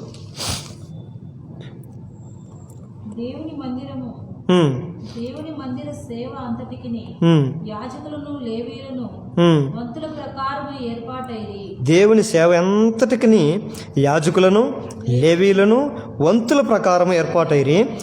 నీ ఆజ్ఞకు బద్దులయ్యుండి ఈ పని అంతటిని నెరవేర్చుటకై ఈ పనుల యందు ప్రవీణులైన వారును మనస్పూర్వకంగా పనిచేయవారును అధిపతులను జనులందరూ నీకు సహాయకులగుదురు. దేవునికి మహిమ కలుగునుగాక. ఆమేన్. చూడండి, ఇదేంటో తెలుసా? ఆత్మీయులు తప్పక మనస్పూర్వకంగా జరిగించవలసింది ఏంటో తెలుసా? ఏడంటున్నమాట, దేవుని మందిరం పనుల్లో మనస్పూర్వకంగా పని చేయాలంట. ఆమేన్. మనస్పూర్వకంగా దేవుని మందిరంలో ఏం చేయాలి తెలుసా? పని చేయాలి. ఆమేన్. ఇక్కడ చెప్తూ ఉన్నాడు, వాళ్ళు చేసే పనులు ఎలా ఉన్నాయంటమ్మా? వారు దేవుని మందిరంలో సేవంతటిని వంతుల ప్రకారము ఏర్పాటయ్యారంట. ప్రతి వానికి ఒక వంతు అంటే ఒక భాగం. వంతు అంటే ఏంది? భాగం. చేపలు వేసే వాళ్ళది ఒక భాగం, చేపలు ఎత్తే వాళ్ళది ఒక భాగం, కసుగుడిసేది ఒక భాగం, వంట చేసే వాళ్ళది ఒక భాగం, పాత్రలు కడిగే వాళ్ళది ఒక భాగం, మందిరంలో ఇన్స్ట్రుమెంట్స్ అంతా అరేంజ్ చేయడం ఒక వంతు, ఒక భాగం. ఇవన్నీ కూడా ఏమయ్యాయంట? మందిరంలో వంతులు ఏర్పడ్డాయంట. ఎవరికైతే అప్పగింపబడిన భాగం వాళ్ళు ఏం చేస్తారంట? మనస్పూర్వకంగా జరిగించారంట. దేవునికి స్తోత్రం కలుగును గాక. నా పిల్లలారా, ఆత్మీయులుగా నువ్వు మందిరంలో ఉంటే, దేవుని మందిరంలో మనస్పూర్వకంగా నీవు పనిచేసే ఆత్మీయుడిగా ఉన్నావా? ఇంతకు నువ్వు మందిరంలో నీదే పని అని అడిగితే ఏ సమాధానం చెప్తావు?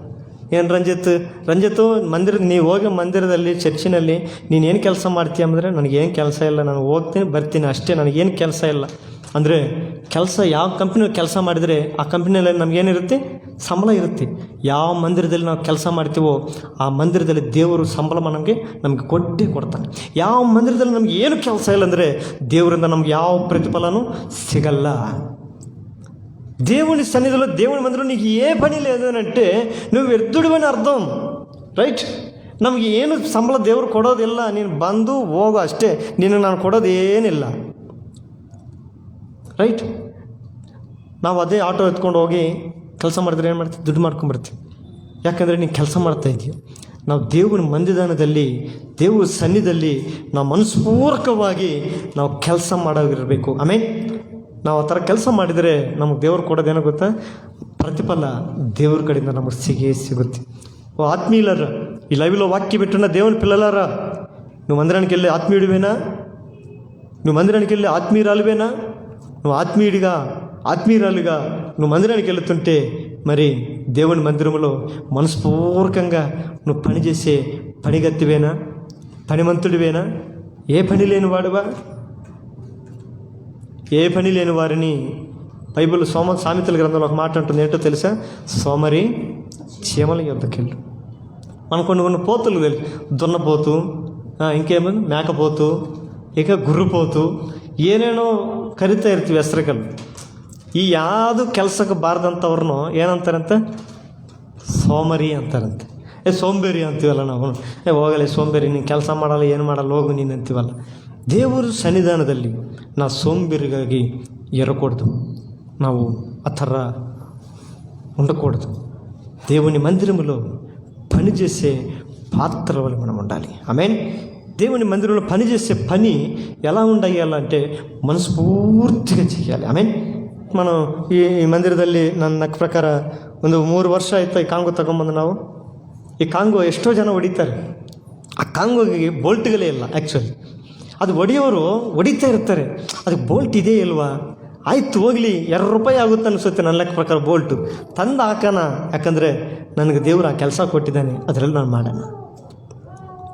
ನಾವು ಹಾಕ್ಕೊಂಡು ಬಟ್ಟೆ ಏನಾದರೂ ಹರಿದೋಗಿದ್ರೆ ನಾವು ಹಾಕ್ಕೊಂಡು ಹೋಗ್ತೀವಿ, ಹಂಗೆ ಮದುವೆಗೆ ಹೋಗೋಣ, ಎಲ್ಲ ಮದುವೆಗೆ ಹೋಗೋಣ, ಮದುವೆಗೆ ಹೋಗುವಾಗ ಹೆಂಗೆ ಹೋಗ್ತೀವಿ, ಏನಿಲ್ಲ ಅಂದ್ರೂ ಮನೇಲಿ ಯಾವುದೊಂದು ಅಲ್ಲೇದಾದರೂ ಪರವಾಗಿಲ್ಲ, ಒಂದು ಶರ್ಟ್ ತೊಗೊಂಡು ಐರನ್ ಆದರೂ ಮಾಡ್ಕೊಂಡು ಕ್ಲೀನಾಗಿ ಹಾಕ್ಕೊಂಡು ಅದು ಬೇಡ ಅಂದರೆ ಇನ್ನೂ ಅಫಿಷಿಯಲಾಗಿರ್ಬೇಕಂದ್ರೆ ದುಡ್ಡು ಕೊಟ್ಬಿಟ್ಟು ಒಳ್ಳೆ ಡ್ರೆಸ್ ತೊಗೊಂಡು, ಹೊಸ ಡ್ರೆಸ್ ತೊಗೊಂಡು ಇನ್ಸೈಡ್ ಮಾಡಿ ಟಿಕ್ ಮಾಡಿ ಅಫಿಷಿಯಲಾಗಿ ಹೋಗ್ತೀವಿ. ದುಡ್ಡು ಇಲ್ಲಂದರೆ ಸಾಲ ಬೇಕಾದರೆ ಮಾಡಿ అప్పు చేసినా కానీ బట్టలు కొని ఉన్నతంగా పెళ్ళికి పోయి చూపించుకుంటాం మనం, ఎట్లా ఉందని నా డ్రెస్ ఎట్లా ఉందని. దేవుడి మందిరದಲ್ಲಿ, దేవుని సన్నిధిలో, దేవుని ఆలయంలో మనం పని చేస్తున్న ఏదైనా ఒక పని చేసేటప్పుడు నేను చాలాసార్లు అనుకుంటా, కాంగు కొడతా ఉంటారు పాపం చాలామంది, అరే అది లొక అంటుంది, ఊడిపోతుంది, ఒకసారి ఎత్తి కింద పడిపోతుంటుంది, అది ఎత్తి పట్టుకొని నల్ల పెట్టుకొని మళ్ళీ దాన్ని వాన్ చేస్తూ ఉంటారు. అది చినిగిపోయి చాలా రోజులు అయిపోయింది పాపం, అది దాన్ని కొట్టి చినిగిపోయింది, పోయింది. దానికి ఏదైనా ఒక ట్యాప్ ఇద్దాం, దానికోసం ₹1,00,00,000 అవుద్దా, ₹1,00,000 అవుద్దా, ₹1,000 అవుద్దా, అవుదే. మనస్ఫూర్తిగా మనం దేవుని పని చేయటానికి మనకి ఇష్టం లేదు అని ఒక రుజువు దేవుని మందిరంలో అవసరతలే మనకు చూపిస్తూ ఉంటాయి. ఆమేన్. చాలామంది ఇక్కడనే కాదు, చాలా మందిరాల్లో కూడా విశ్వాసులు, ఆత్మీయులు దేవుని మందిరంలో మనస్ఫూర్తిగా పనిచేసే వాళ్ళు లేరు. పని చేస్తే నాకేంటి ఫలితం, పని చేస్తే నాకేంటి గౌరవం, పని చేస్తే నాకేంది ఉంది విలువాడ అని కోరుకొని మనుషులు వరకు కనపడాలని మనుషుల నిమిత్తం చేస్తూ ఇబ్బంది పడుతుంటారు. అయితే దేవుడు వారికి ఇచ్చినటువంటి వంతు ప్రకారం దేవుని మందిర సేవంతటికని వారి వంతుల ప్రకారము ఏర్పాటైన ప్రవీణ ఈ పనుల యందు ఏర్పాటైన వారందరూ కూడా మనస్పూర్వకంగా పని చేయవారును, అధిపతులను, జనులందరూ నీకు సహాయకులు. దేవుని మందిరంలో నా బిడ్డలారా, ఈ లైవ్లో వాక్యం వింటున్న దేవుని బిడ్డ, నువ్వు మందిరానికి ఎందుకు వెళ్తున్నావో తెలుసా? దేవుని మందిరానికి నువ్వు ఒక సహాయకుడిగా ఉండాలని. ఆమేన్. నువ్వు ఒక సహాయం, నీ వల్ల ఏదైనా ఒక ఉపయోగం ఉండాలి. నువ్వు మందిరానికి వెళ్తున్నావు అని అంటే నీ అవసరత, నీ అక్కర మందిరానికి ఉండాలి. అందుకని చూడండి, వాక్యం చూడండి ఎంత బాగుందో. మీరు మీ గృహాల్లో మీరు దర్శించండి. వాక్యం వింటున్నా ఒకవేళ మౌనంగా ఉండగాకుండా దయచేసి చూడండి. వాక్యము వారందరూ కూడా దేవుని మందిరం పనిచేయ వారికి అధిపతులు కూడా, అధికారులు కూడా సహాయకులు అవుతారంట. దేవునికి స్తోత్రం. దేవుని మందిరానికి నువ్వెంత సహకారిగా ఉంటున్నావు, నువ్వెంత ఉపకారం చేసేవాడిగా ఉంటున్నావు, ఎంత మేలు చేసేవాడిగా ఉంటున్నావు. దేవుని మందిరంలో మనందరము కూడా మంచి సహకారుల వరే మనస్పూర్వకంగా మనం పని చేయాలి. ఆమేన్. చివరికి ఆఖరిగా ఒక మాట చూసుకొని మనం ప్రార్థనలోకి వెళ్దాం. చూడండి, అదే నిర్గమకాండము 25వ అధ్యాయము. నిర్గమకాండము 25వ అధ్యాయం, త్వరగా నిర్గమకాండం 25వ అధ్యాయము 2వ వచనం చూడండి అమ్మా. నిర్గమకాండం 25వ అధ్యాయము 2వ వచనం.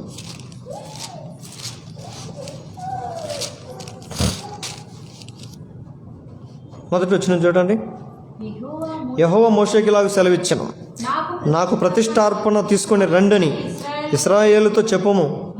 మనస్పూర్వకంగా అర్పించు ప్రతి మనుష్యుని దాన్ని తీసుకున్నా. చూడండి, చివరిగా ఆఖరిగా దేవుడు అంటున్నాడు, ఆత్మీయులు మనస్పూర్వకంగా చేయవలసినది ఏంటో తెలుసా? మనస్పూర్వకంగా చేయవలసింది ఏంటో తెలుసా? ఆత్మీయులు మనస్పూర్వకంగా దేవుని సన్నిధికి అర్పణలను దేవునికి ఇచ్చేవారై ఉండాలి. ఆమేన్. దేవునికి ఏమి ఇవ్వాలంట తెలుసమ్మా? మనస్పూర్వకంగా అర్పణలు ఇచ్చేవారై ఉండాలి. దేవుని మందిరానికి వెళ్తున్న మనం మనస్పూర్వకంగా దేవునికి ఏం అర్పణ అర్పిస్తున్నాం, ఎంత అర్పణలు అర్పిస్తున్నాం? నేదిగో నా దేవుని మందిర పరిచర్యలో, అభివృద్ధిలో ఇదిగో నాది పాత్ర. ఈ మాట మోషే ఎందుకు చెప్తున్నాడు అంటే, ఇదిగో ఇశ్రాయేలు ప్రజలారా, మనందరం కలిసి దేవుని ఆరాధించడానికై ఒక ప్రత్యక్ష గుడారాన్ని కడదాం, దేవుని మందిరాన్ని కట్టుకుందాం.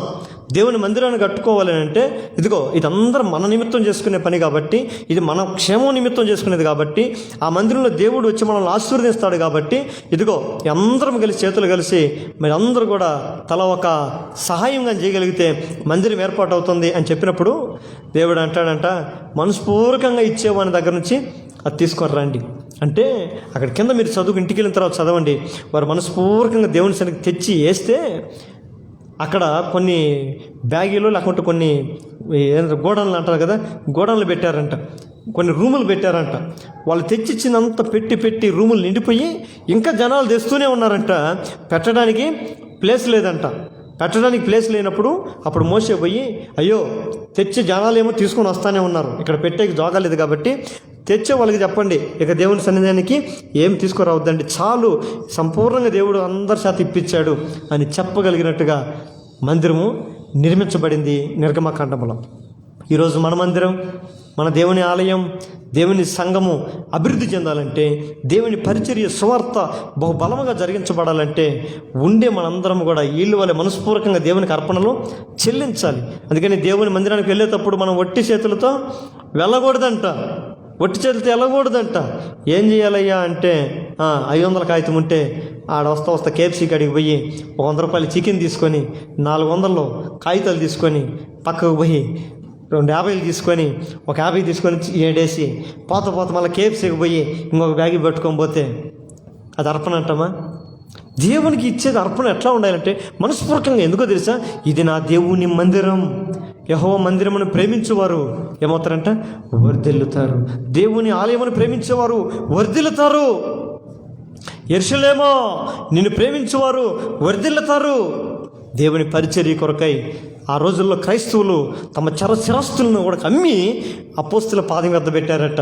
ఈరోజు సంఘం కొరకు, సేవ కొరకు, దేవుని మందిర అభివృద్ధి కొరకు ఎంతమంది తమ హస్తాలను విప్పుతున్నారు. ఈరోజు చాలామంది హస్తాలు ఏం చేస్తారు తెలియదు, పరిచర్యకి బిగిస్తారు గట్టిగా. ఇవ్వకూడదు, ఏమివ్వకూడదు. ఇస్తే పాస్టర్ తీసుకుంటాడు, పాస్టర్ తినేస్తాడు. అమ్మ మేము దశమ భాగం ఎందుకు ఇవ్వాలి, మేము దశమ భాగం ఇస్తే పాస్టర్ తినేస్తాడు. పాస్టర్ బాగుపడిపోతాడు. పాస్టర్ల కారులు కొంటున్నాడు, పాస్టర్ల బైకులు కొంటున్నాడు, పాస్టర్ల స్థలాలు కొంటున్నాడు, పాస్టర్ అభివృద్ధి చెందుతున్నాడే, మేము ఎందుకు ఇవ్వాలి, మేమేమో అని బిగిస్తుంది. ఎవరికో తెలుసా? దేవునికి. అందుకని మలాకీ గ్రంథంలో అంటాడు, చూడండి, మలాకీ 3వ అధ్యాయంలో ఒక మంచి మాట అంటాడు. మలాకీ 3వ అధ్యాయం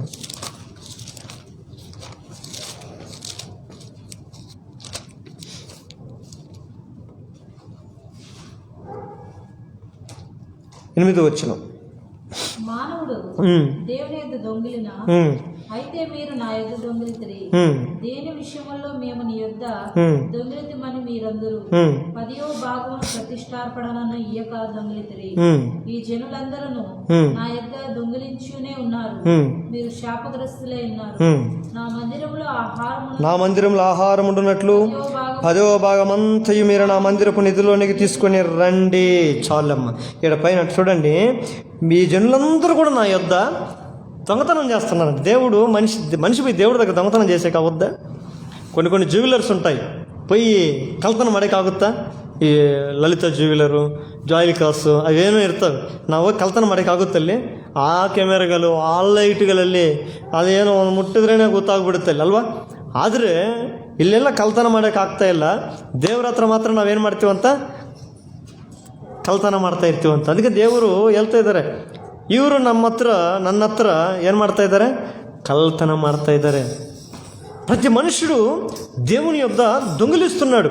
అప్పుడు అంటారంట, ఏమయ్యా మేమేం దొంగిలిచ్చినామయ్యా నీ దగ్గర అని అంటే, నా మందిరంలోనికి చూడండి, ఈ జనులందరూ దేని విషయంలో మేము నీ యొద్ద దొంగిలించుతామని మీరు అడుగుదరు. 10వ భాగమును ప్రతిష్టార్పణలను ఈక దొంగిలించితిరి. ఈరోజు దేవుని మందిరంలో ఎవరున్నారంట? దొంగలున్నారు. ఎవరిల్లు? దొంగలు. మేము దొంగలు అని చెప్పుకోరు వీళ్ళు. దేవుని సన్నిధిలో వీళ్ళందరినీ దేవుని మందిరంలోనికి ప్రతిష్టార్పణలు ఇవ్వకుండా, దశమ భాగాలు ఇవ్వకుండా దేవుని సన్నిధిలో కూర్చున్న వాళ్ళందరినీ దేవుడు ఎడదొస్తున్నాడంట, దొంగలుగా చూస్తున్నాడంట. ఈ దొంగలు ఏం చేస్తారు తెలుసా? పాటలు పాడతారు. ఈ దొంగలు ఏం చేస్తారు తెలుసా? ఆరాధన చేస్తారు. ఈ దొంగలు ఏం చేస్తారు తెలుసా? ప్రభు బలంలో పాల్పంపులు పొందుకుంటారు. ఈ దొంగలు ఏం చేస్తారు తెలుసా? క్రైస్తవులు అని చెప్పుకుంటారు. అంత దొంగతనమే. అయితే ప్రకటన గ్రంథంలో అంటాడు, దొంగలు దేవుని రాజ్యానికి పాత్రులు కారు. దొంగలు దేవుని రాజ్యాన్ని స్వతంత్రించుకోలేరు. నువ్వు అన్ని విషయాలు పర్ఫెక్ట్గా ఉండి లోకంలో దొంగతనం చేయకుండా మంచి పేరు తెచ్చుకొని దేవుని ఎదుట దొంగవాడు అనిపించుకుంటే దేవుని రాజ్యాన్ని మనం అర్హులం కాలేము సుమి. ఎందుకో తెలుసా దేవుడు నిన్ను అడిగేది? దేవుడు నీలో అడుగుతున్నది 90% అడగలేదు కానీ, లేదా 80% అడగలేదు కానీ, 10వ భాగాన్ని మాత్రమే దేవుడు అడుగుతున్నాడు. ఎందుకో తెలుసా? అది కూడా నా మందిరంలో ఆహారము సమృద్ధిగా ఉండాలని. ఆమేన్. దేవుని మందిరము సమృద్ధికరంగా ఉండాలి, ఎప్పుడు లోటులుగా ఉండకూడదు. ఏ మందిరం అయితే లోటులు కలిగి ఉందో అంటే ఆ మందిరంలో దొంగలు ఎక్కువ ఉన్నారని అర్థం. ఏ మందిరంలో అవసరతలు అక్కర్లు కలిగి ఆ సంఘము అభివృద్ధి కాకుండా ఉంది అని అంటే ఆ మందిరంలో ఎవరున్నారని? దొంగలు ఉన్నారని అర్థం. దొంగలు నిండుకున్న సంఘం, దొంగలతో నింపబడిన సంఘం. ఈ దొంగల సంఘం అంతా దేవుని సంఘం అనిపించుకుంటే ఎట్లుంటుంది? దొంగలందరూ కలుసుకొని దేవునికి ఇచ్చేదంతా దోచుకుంటా మనము బిగబెడుతూ ఉంటే ఆ దేవుని సేవ ముందుకు ఎలా సాగుతుంది? ఈ దొంగలంతా చేరి దేవుని సేవకు సమర్పణ లేకుండా బిగించుకొని సేవ ఇంప్రూవ్మెంట్ కావట్లేదు, సంఘం ఇంప్రూవ్మెంట్ కావట్లేదు, సంఘం అభివృద్ధి చెందట్లేదు అని చెప్పి ఒక పరిశీలు వలె, ఒక శాస్త్రుల వలె, సదుకయుల వలె ఈరోజు సేవకుల మీద ఏం చేస్తున్నారు? దూషణ చేస్తుంటారు. సేవకులకి మేము ఎంత సహకారులుగా ఉన్నాం, సేవకు మేము ఎంత సహకారులుగా ఉన్నాం, సంఘానికి మేము ఎంత సహకారులుగా ఉన్నాం, దేవుని పనిలో మేము నమ్మకంగా ఉన్నామా, దేవుని సేవలో మేము నమ్మకంగా పని కలిగి ఉన్నామా, దేవుని యొద్దకు మేము మనస్పూర్వకంగా వస్తున్నామా, దేవుని యొక్క సన్నిధిలో మనస్పూర్వకంగా ఆయన చిత్తమును మేము జరిగిస్తున్నామా, దేవుని చిత్తమును మనస్పూర్వకంగా ఆయన అనుసరిస్తున్నామా? ఎన్ని ప్రశ్నలు మనకు రావు. కానీ ఒక దొంగల వలె ఉండి దేవుని మందిరం ఎందుకు ఇంప్రూవ్మెంట్ కావట్లేదు, దేవుని సేవ ఎందుకు ఇంప్రూవ్మెంట్ కావట్లేదు, దేవుడు ఎందుకు మందిరంలో కొత్త జనాలు తీసుకొని ఉండేదంతా దొంగలమే. దొంగల మధ్యలో మంచివాడు వస్తాడా? దొంగలు, భక్తిహీనుల సంఘము నాకు అసహ్యము అంటాడు యేసు ప్రభు. దేవునికి స్తోత్రం. అదే కీర్తన, భక్తిహీనుల సంఘము నాకు అసహ్యము. ఏ సంఘంలో భక్తిహీనులు ఉంటారో, ఏ సంఘంలో దొంగలు ఉంటారో ఆ సంఘాన్ని దేవుడు అసహించుకుంటా ఉంటాడంట. ఇంకెక్కడ అభివృద్ధి చెందుతుంది, ఇంకెక్కడ ఇంప్రూవ్మెంట్ చెందుతుంది, ఇంకెక్కడ అది పురోగతి చెందుకుంటుంది? పిల్లలారా, ఆత్మీయులు తప్పక కలిగి ఉండవలసినది దేవుడు మనతో మాట్లాడుతున్నాడు. ఈ లైవ్లో వాక్యం ఇచ్చిన దేవుని పిల్లలారా, నువ్వు ఆత్మీయుడివై ఉంటే తప్పక నీ జీవితంలో నేను చెప్పిన మాటలన్నీ, పరిశుద్ధాత్మ దేవుడు నీతో మాట్లాడిన ఈ మాటల అనుభవాలన్నీ నువ్వు తప్పక జరిగిస్తున్నావా? జరగకపోతే నువ్వు ఆత్మీయుడు కాదని విషయం తెలుసుకో. శరీర సంబంధమైన సాధకం కొంతమట్టుకే ప్రయోజనం. నువ్వు ఆత్మ సంబంధుడిగా ఉండాలని దేవుడు ఈ లోకానికి వచ్చాడు. నీ కొరకు ఆయన మరణించాడు, నీ కొరకు ఆయన శ్రమను అనుభవించాడు, నీ కొరకు తను అర్పించుకున్నాడు. ఎందుకో తెలుసా? శరీర సంబంధమైన జీవితం అది శాపమని, శరీర సంబంధమైన జీవితం అది నిష్ప్రయోజనమని. నువ్వు ఒక ఆత్మ సంబంధమైన వాడుగా. ఆత్మ సంబంధం అంటే ఆత్మకు సంబంధించిన కొన్ని ఫలాలు ఉంటాయి. ప్రేమ, సంతోషం, సమాధానం, సాత్వికం, దయాలత్వం, మంచితనం, ఆశనిగ్రహం. ఆత్మ సంబంధమైన వాడు ప్రతివాడు దేవుని సంగతులను వివేచిస్తాడంట. శరీర సంబంధమైన బ్రతికేవాడు ఎప్పటికీ కూడా దేవుని సంబంధమైన వాటి మీద అవగాహన ఉండదు, వాటి గురించి పట్టింపు ఉండదు, దేవుని సంఘం గురించి ఏమాత్రం భారము ఉండదు. ఆత్మీయులుగా దేవుని సన్నిధిలో మనం జీవించేవారు మోకాళ్ళ మీదకి వద్దాం. ఆత్మీయులు తప్పక కలిగి చేయవలసినది, ఆత్మీయులు తప్పక చేయవలసినది, ఆత్మీయులు మనస్పూర్వకంగా కలిగి ఉండవలసినది, చేయవలసినది ఈ రాత్రే తీర్మానం చేసుకో. నా బిడ్డ, నువ్వే సన్నిధికి వెళ్తున్నా, ఏ మందిరానికి వెళ్తున్నా, నువ్వే ఆలయానికి వెళ్తున్నా, నువ్వు ఆత్మీయుడిగా మనస్పూర్వకంగా ఈ కార్యాలు చేయాలి. లేదంటే నువ్వు ఆత్మీయుడు కాదు సుమి. శరీరమును బట్టి ఒకరోజు క్షయమైనటువంటి పంటను కోస్తాం. దేవుడు ఎక్కిరించబడ్డు మనుషుడు ఏమిత్తునో అదే కోస్తాడు. శరీర సంబంధమైన భక్తిని చూపిస్తుంటే ఆ భక్తి నీకు నిష్ప్రయోజనం. దేవుడు కోరుకుంటున్నది ఆత్మీయత. ఆ ఆత్మీయత నీళ్ళు రావాలని ఆశపడుతున్నాడు.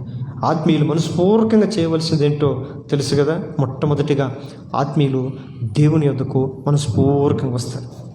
నువ్వు ఎట్లా వస్తున్నావు? ఎన్ని సంవత్సరాల నుంచి దేవుని దగ్గరకు నువ్వు వస్తున్నావు? మనస్పూర్వకంగా నువ్వు దేవుని దగ్గరకు వస్తున్నావా? మనస్పూర్వకంగా దేవుని దగ్గరకు రా.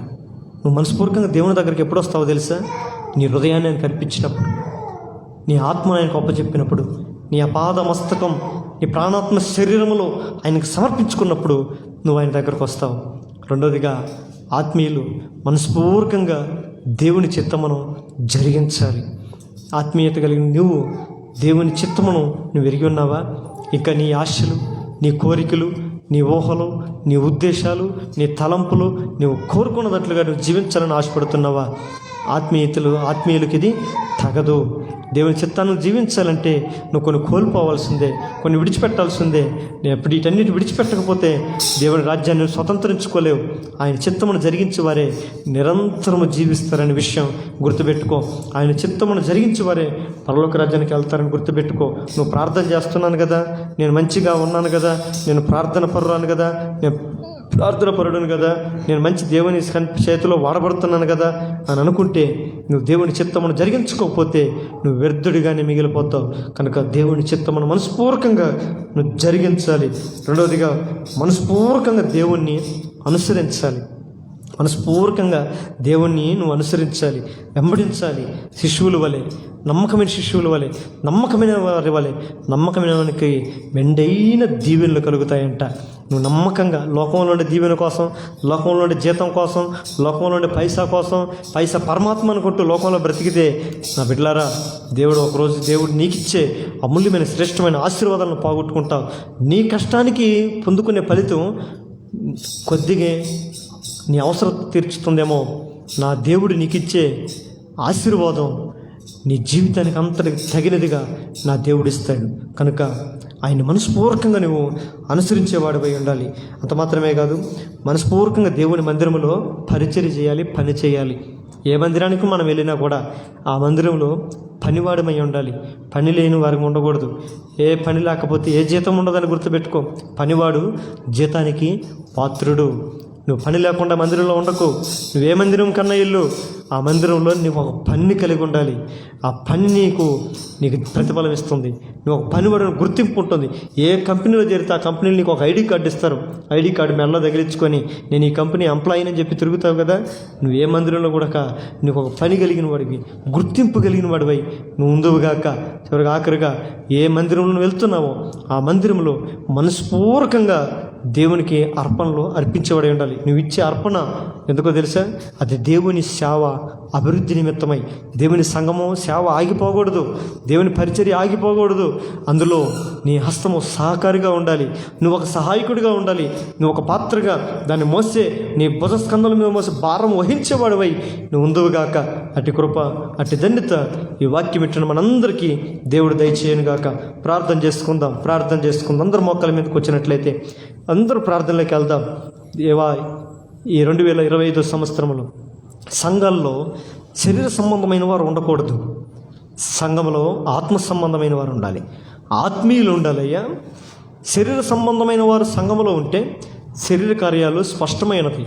అల్లరి, అపవిత్రత, జారత్వము, కలహాలు, ఈర్ష్య, విభేదాలు, అసూయలు, మత్తతలు, అల్లరితో కూడిన ఆటపాటలు, పగలు, ద్వేషాలు, ఒకనంటే ఒకడు పడడం, ఒకరికంటే ఒకడు గిట్టకపోవటం, ఒకరినొకరు దూషించుకోవటం, ఒకరి మీద ఒకరు కోప్పడడం, ఒకరి మీద ఒకరు అబండాలు వేసుకోవటం, ఒకరి మీద ఒకరు దురభిమానాలతో కలిగి ఉండడం.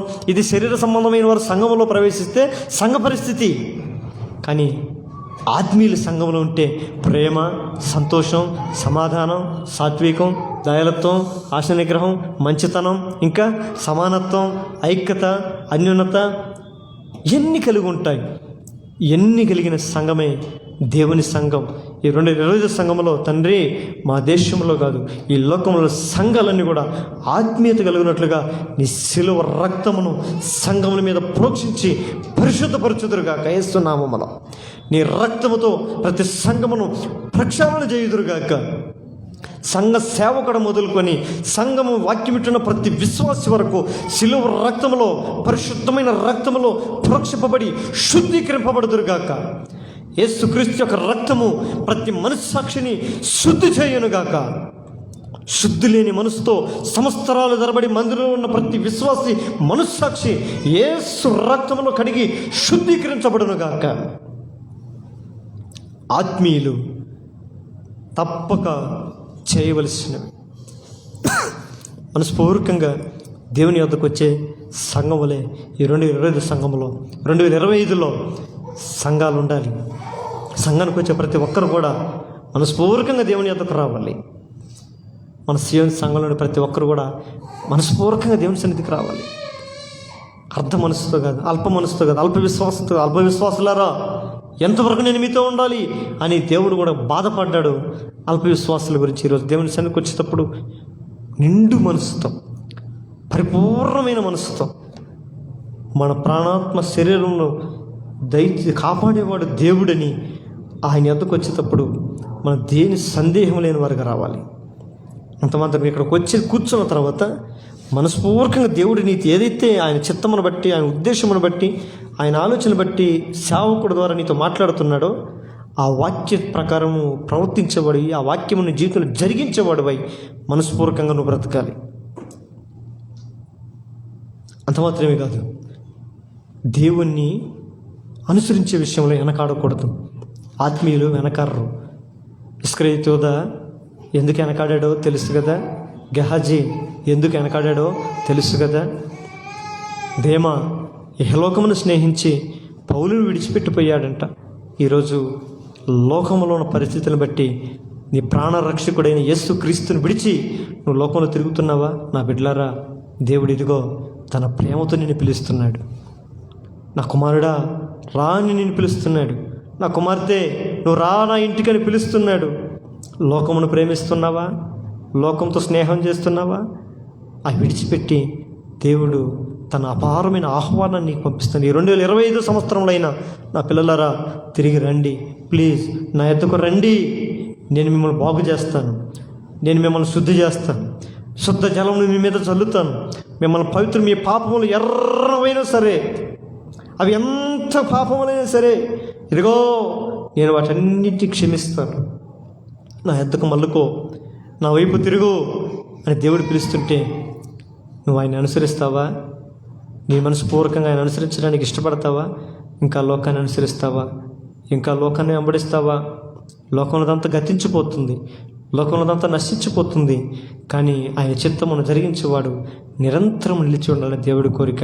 నా పిల్లలారా, పాడైపోయే నశించిపోయే దాని కొరకు ఎందుకు నీ పారాటం, నీ ప్రయాసం? అవన్నీ నేను నీ పాదాల దగ్గర పెడతాను, నా పాదాల దగ్గరకు వస్తావా అని అంటే, ప్రయాసపడకుండా పొందుకునేది చాలా బాగుంటుంది. కష్టపడి పొందుకునేది, మనం కష్టపడి పొందుకునే అనుభవించే లోపల ఒకవేళ మన భూమి మీద లేకపోవచ్చు. చాలామంది సంపాదించుకోవాలని ప్రయాసపడి పడి పడి పడి జీవితంలో అది అనుభవించి వయసుచ్చాలకి అనుభవించలేక అనారోగ్యాలతో, స్వీట్ కూడా తినలేక, షుగర్తో, ఇది తినలేక, మంచి ఫుడ్ తినలేక, డైజెషన్ సమస్యలతో బాధపడుతున్నారు. దేవుడు నీకు దుర్దినాన్ని జీవితంలో రాకముందే, ఇటేందో నాకు సంతోషం లేదని చెప్పు దినంలో రాకముందే నీ సృష్టికర్తని స్మరణకు తెచ్చుకొని ఆయన దగ్గరకు రా, ఆయన అనుసరించు. నా దేవుడు నిన్ను ఉన్నతమైన జీవితంతో నేను నిలబెట్టాలని ఆశపడుతున్నాడు. 4వదిగా ఆయన మందిరంలో మనస్పూర్వకంగా నువ్వు పని చేయవాడై ఉండాలి. ఏ పని లేనివాడై ఉండకూడదు.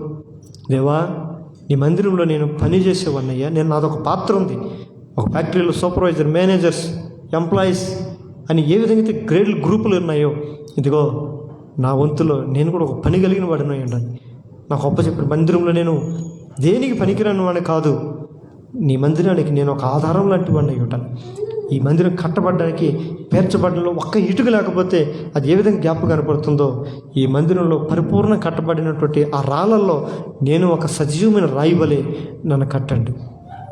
చివరిగా ఆఖరిగా దేవుని మందిర నిమిత్తమై మనస్పూర్వకంగా అర్పణలు చెల్లించే ఆత్మీయులుగా మనం ఉండాలి.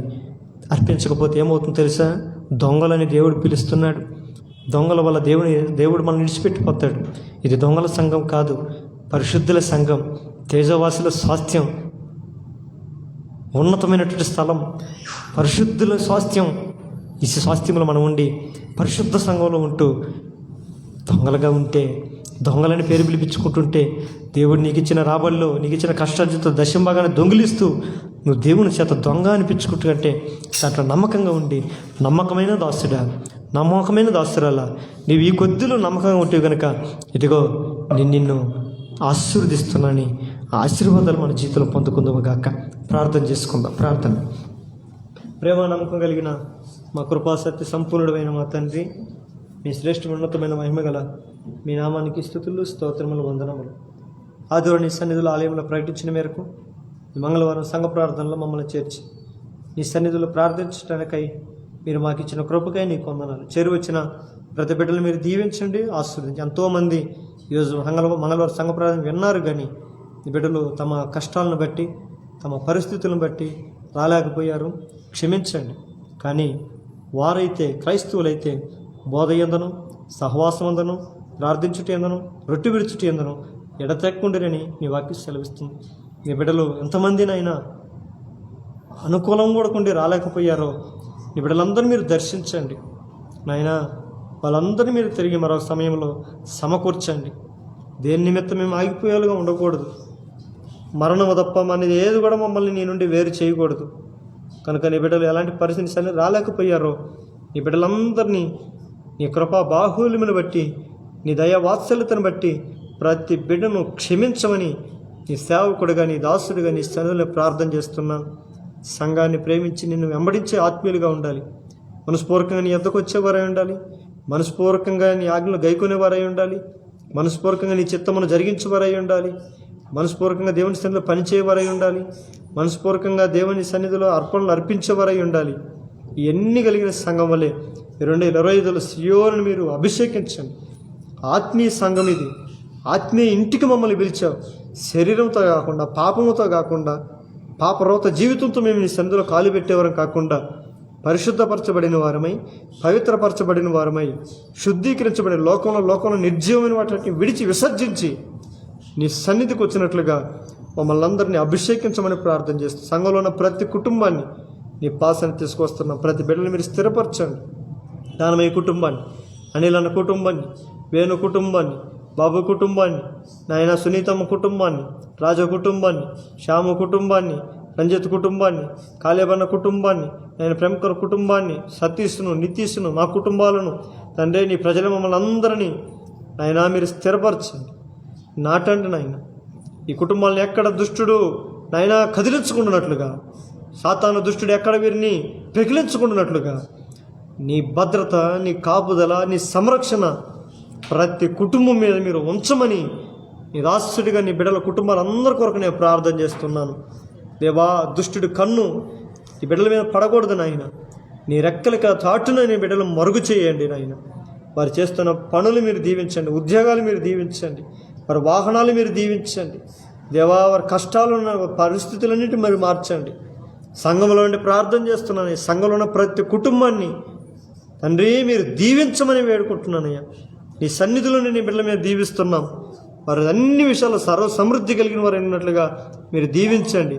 వారు కలిగిన వాటి అన్నిటినీ మీరు ఆశీర్వదించండి. సకల సమృద్ధిని బిడ్డలకు దయచేయండి నాయన. వారి కన్నీటి తీసివేయండి, వారి అప్పుల బాధలను తీసివేయండి నాయన. వారిలో ఒంటిలో ఉన్న, దేహంలో ఉన్న రోగములను, బాధలను నాయన, వ్యాధులను తీసివేయండి. కుటుంబంలో సమాధానము, శాంతిని, సమాధానము, నెమ్మదిని, ఆనందమును, ఆరోగ్యమును, ఐశ్వర్యమును అనుభవించినట్లుగా ప్రతి కుటుంబాన్ని మీరు దీవించమని ప్రార్థన చేస్తున్నాం. ఆయన నీ బిడ్డలు మేము దరిద్రులుగా ఉండాలని నీ ఆశ కాదు, మేము ధనవంతులై ఉండాలని మా నిమిత్తం నువ్వు దరిద్రుడు అయ్యావు. ఆ రీతిగా నీ బిడ్డలు ఏ విషయంలో కొదువు లేని వారు ఉన్నట్లుగా మీరు కృప చూపించండి. సియోను సంఘ సేవను విస్తరింపజేయండి. సంఘంలో అనేక అవసరతలు ఉన్నాయి, అక్కర్లు ఉన్నాయి, ఇరుకులు ఉన్నాయి, ఇబ్బందులు ఉన్నాయి. దేవా, ఈ స్థలం నిమిత్తం నీ బిడ్డల్ని వంతుని ఏ పని నిమిత్తం నీ బిడ్డలను ఏర్పరచుకున్నారు వారందరూ కూడా సహకారుల వలె దేవా తమ హస్తములను బిగించేవారుగా కాకుండా తమ హస్తములని సేవ నిమిత్తం పరిచయం ఇప్పటానికి కూడా నాయన మనసును దయచేయండి. దేవా, ఈ సంఘంలో మేమందరం సమర్పణ కలిగినట్లుగా మనస్పూర్వకంగా దేవా మనుషులు చేసినట్టు కాక నాయన మనుషుల నిమిత్తము కాక సమస్తమును దేవుని కొరకు దేవుని నిమిత్తమై చేయనట్లుగా సంఘంలో ఉన్న ప్రతి కుటుంబాన్ని మీరు వాళ్ళ హృదయాలతో మీరు మాట్లాడండి నాయన. వారి మనసులతో మాట్లాడండి నాయన. మీరు దర్శించండి. ఈ భారమైన ఈ పరిచర్య ఇది ఒకరు మోయలేరు నాయన. అందుకనే మమ్మల్ని ఏర్పాటు చేసుకున్నాం. ఈ సంఘంలో మమ్మల్ని సమకూర్చాం. దీన్ని మేమందరం ఒక బాధ్యతగా తీసుకొని ఈ సేవను మేము ముందుకు తీసుకెళ్ళటానికి, ఈ సేవను మేము ఇంప్రూవ్మెంట్ చేసుకోవడానికి, ఈ బెంగళూరు పట్టణంలో సియోనుని రాజ్యమును మేము కట్టుటకు కూడా ప్రతి ఒక్కరి మీద అటు భారమైన ఆత్మ అభిషేకమును యేసు నామములో కుమ్మరించబడింది కాకని ప్రార్థన చేస్తున్నాం. నాయనా, ఈ రెంటి విషయంలో ఎంతో భారంతో కూడుకున్నట్టు రెంట్ నాయనా మీరు దయ చూపించండి నాయన. సహాయం దయచేయండి దేవా. నీ చిత్తం అయితే నాయన ఒక మంచి స్థలంలోనికి దేవా, నీ చిత్తం మీద ఒక సొంత స్థలంలో కూడా ఇవి మమ్మల్ని నడిపించండి. నన్ను అడుగుము, బోధివంతం మీకు స్వాస్థ్యంగా ఇస్తాను మా దేవుడు నాయన. ఈ స్థలంలో తండ్రి ఆశీర్వాదంగా సమృద్ధిగా ఉండాలంటే దొంగలు ఉండకూడదు అంటున్నావు తండ్రి. ప్రతి వారు దేవుని యొక్క దొంగిలించేవారుగా ఉండకూడదు నాయన. మనస్పూర్వకంగా దేవునికి ఇచ్చేవారై ఉండాలని మలాకి 3:8 ప్రకారం నాయన మాతో మాట్లాడుతూ వచ్చాం. నిర్గమకాండము 2:8 ప్రకారం వాళ్ళు మనస్పూర్వకంగా నాయన నీ సన్నిధికి తీసుకొని వచ్చారు. ఈ రీతికి సంఘంలో ఉన్న వారందరూ కూడా ఈ గుడారం కట్టుబడుటకై, ఈ మందిరం నిలబడుటకై, ఈ సేవనైనా చచ్చిపోకుండా బ్రతకటానికి, ఈ సేవ నశించిపోకుండా జీవం పోసుకున్నట్టుకై తండ్రి వారి శరీరంలోని జీవం ఇచ్చావు, బలం ఇచ్చావు, శక్తినిచ్చావు. ఆ శక్తిలోనైనా వారు సంపాదన చేస్తున్న దాంట్లో మేమందరం కృతజ్ఞులమై కృతజ్ఞత అర్పణలతో నీ సన్నిధిలో కనబడినట్లుగా సహాయము దయచేయండి, కృప చూపించండి.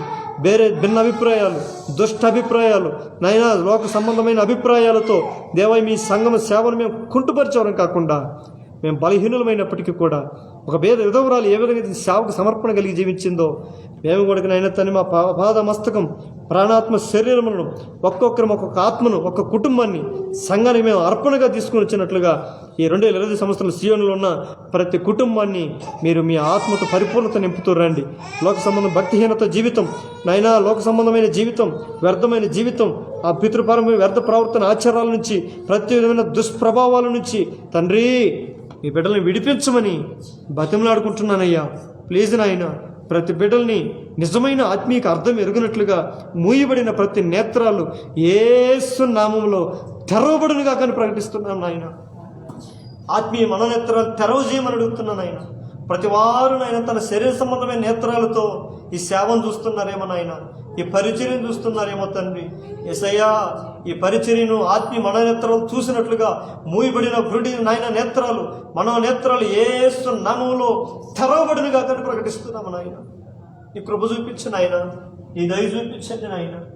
దేవా మేమందరం కూడా ఈ సంఘంలోనైనా పిలువబడిన వారి అధికారులుగా, సహకారులు, వారికి సహాయకులైందని నిర్గమాకాన్ని వాక్య సెలవిచ్చినట్లుగా సంఘంలో మేమందరం ఆయన తండ్రి నీకు సహకారులుగా ఉండటానికి, నీ మందిరానికి ఒక సహకారులుగా జీవించడానికి సహాయం దయచి ప్రతి ఒక్కరు మందిరంలో మనస్పూర్వకంగా పనిచేయవారు ఉన్నట్లుగా వారికి ఆ మంచి మనసును మీరు దయచేయండి ఆయన.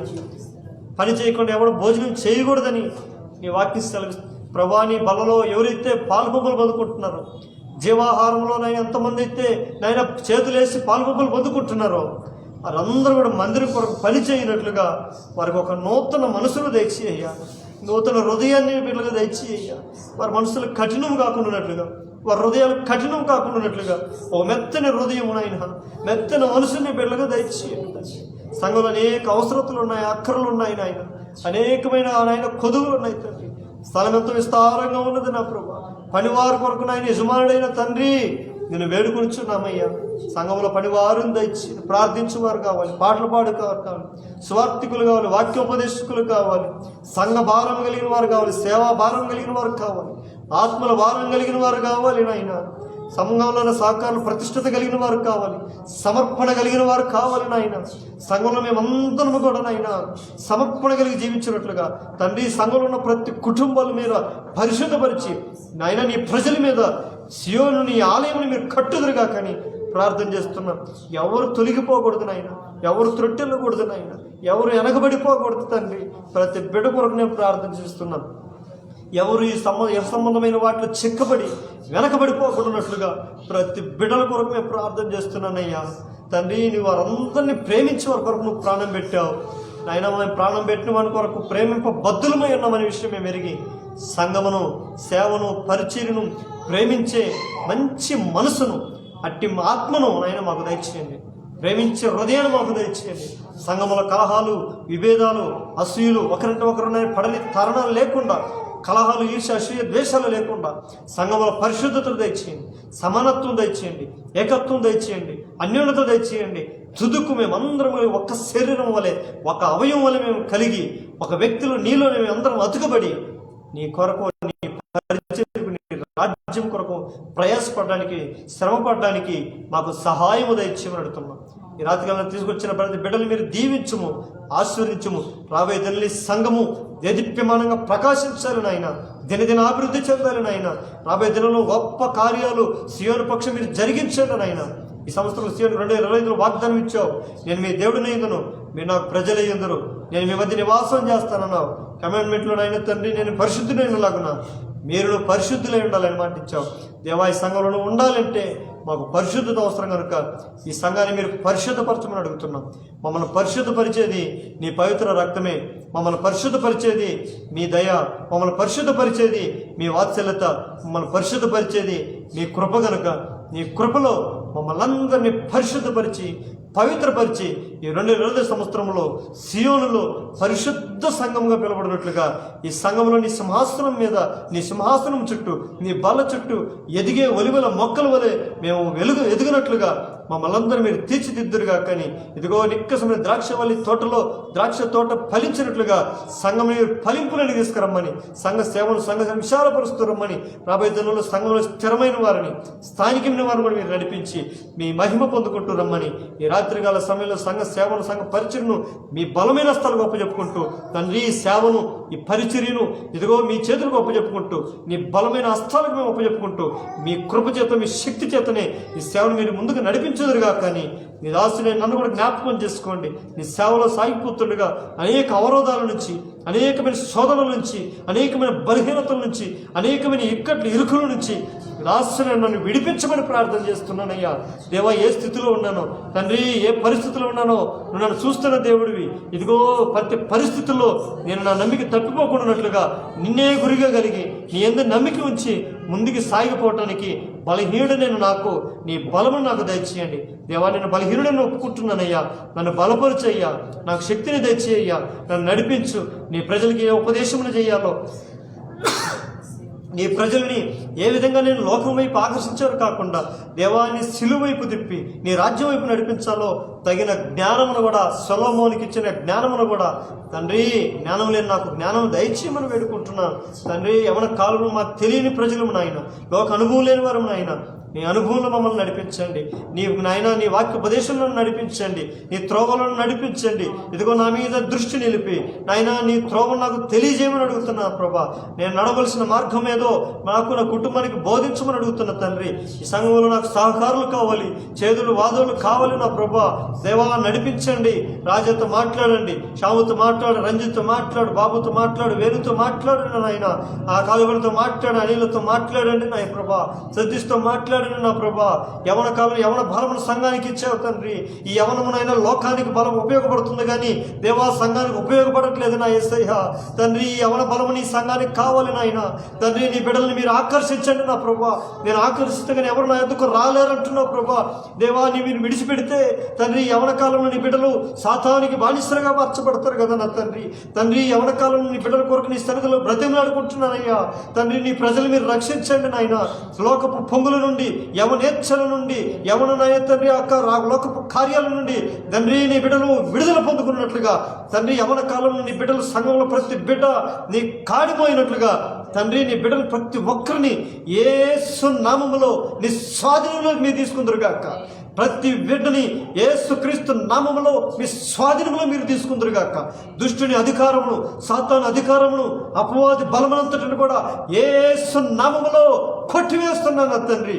నీ బిడ్డల మీద మీ ప్రకాశమానము, నీ వెలుగును, నీ ముఖకాంతిని యేసు నామములో ఉదయించునుగాక. తెల్లవారి వేకు చుక్క వారి హృదయంలో ప్రకాశించునుగాక. ఇది మొదలుకొని నీ బిడ్డలు నీ ముఖకాంతి వైపు చూసి వెలిగింపబడి ఒక యెహోషువ వలె, ఒక తిమోతి వలె, ఒక కాలేబు వలె దేవా ఈ సంఘములో ఒక బలమైన పరిచర్య చేసే పరిచారకుల వలె ప్రతి బిడ్డలను యేసు నామమున నిలబెట్టుదురుగాక అని ప్రార్థన చేస్తున్నాం. సేవనునైనా రాబోయే దినంలో తండ్రి కుంటుపడకుండా సంఘము బలము కలిగి సాగిపోవడానికి సహాయం దయచేయమని, అప్పుడు నన్ను నా కుటుంబాన్ని జ్ఞాపకం చేసుకోమని నీ హస్తాలకు అప్పచెప్పుకుంటూ యేసు క్రీస్తు శ్రేష్టమైన పరిశుద్ధమైన నామమున ప్రార్థించి అడిగి వేడుకుంటున్నాము తండ్రి, ఆమేన్. నా ప్రాణమై యెహోవాను సన్నతించు, నా అంతరమును సమస్తమైన పరిశుద్ధ నామమును సన్నతించు. నా ప్రాణమై యెహోవాను సన్నతించు, ఆయన చేసిన ఉపకారంలో దేనిని మరొక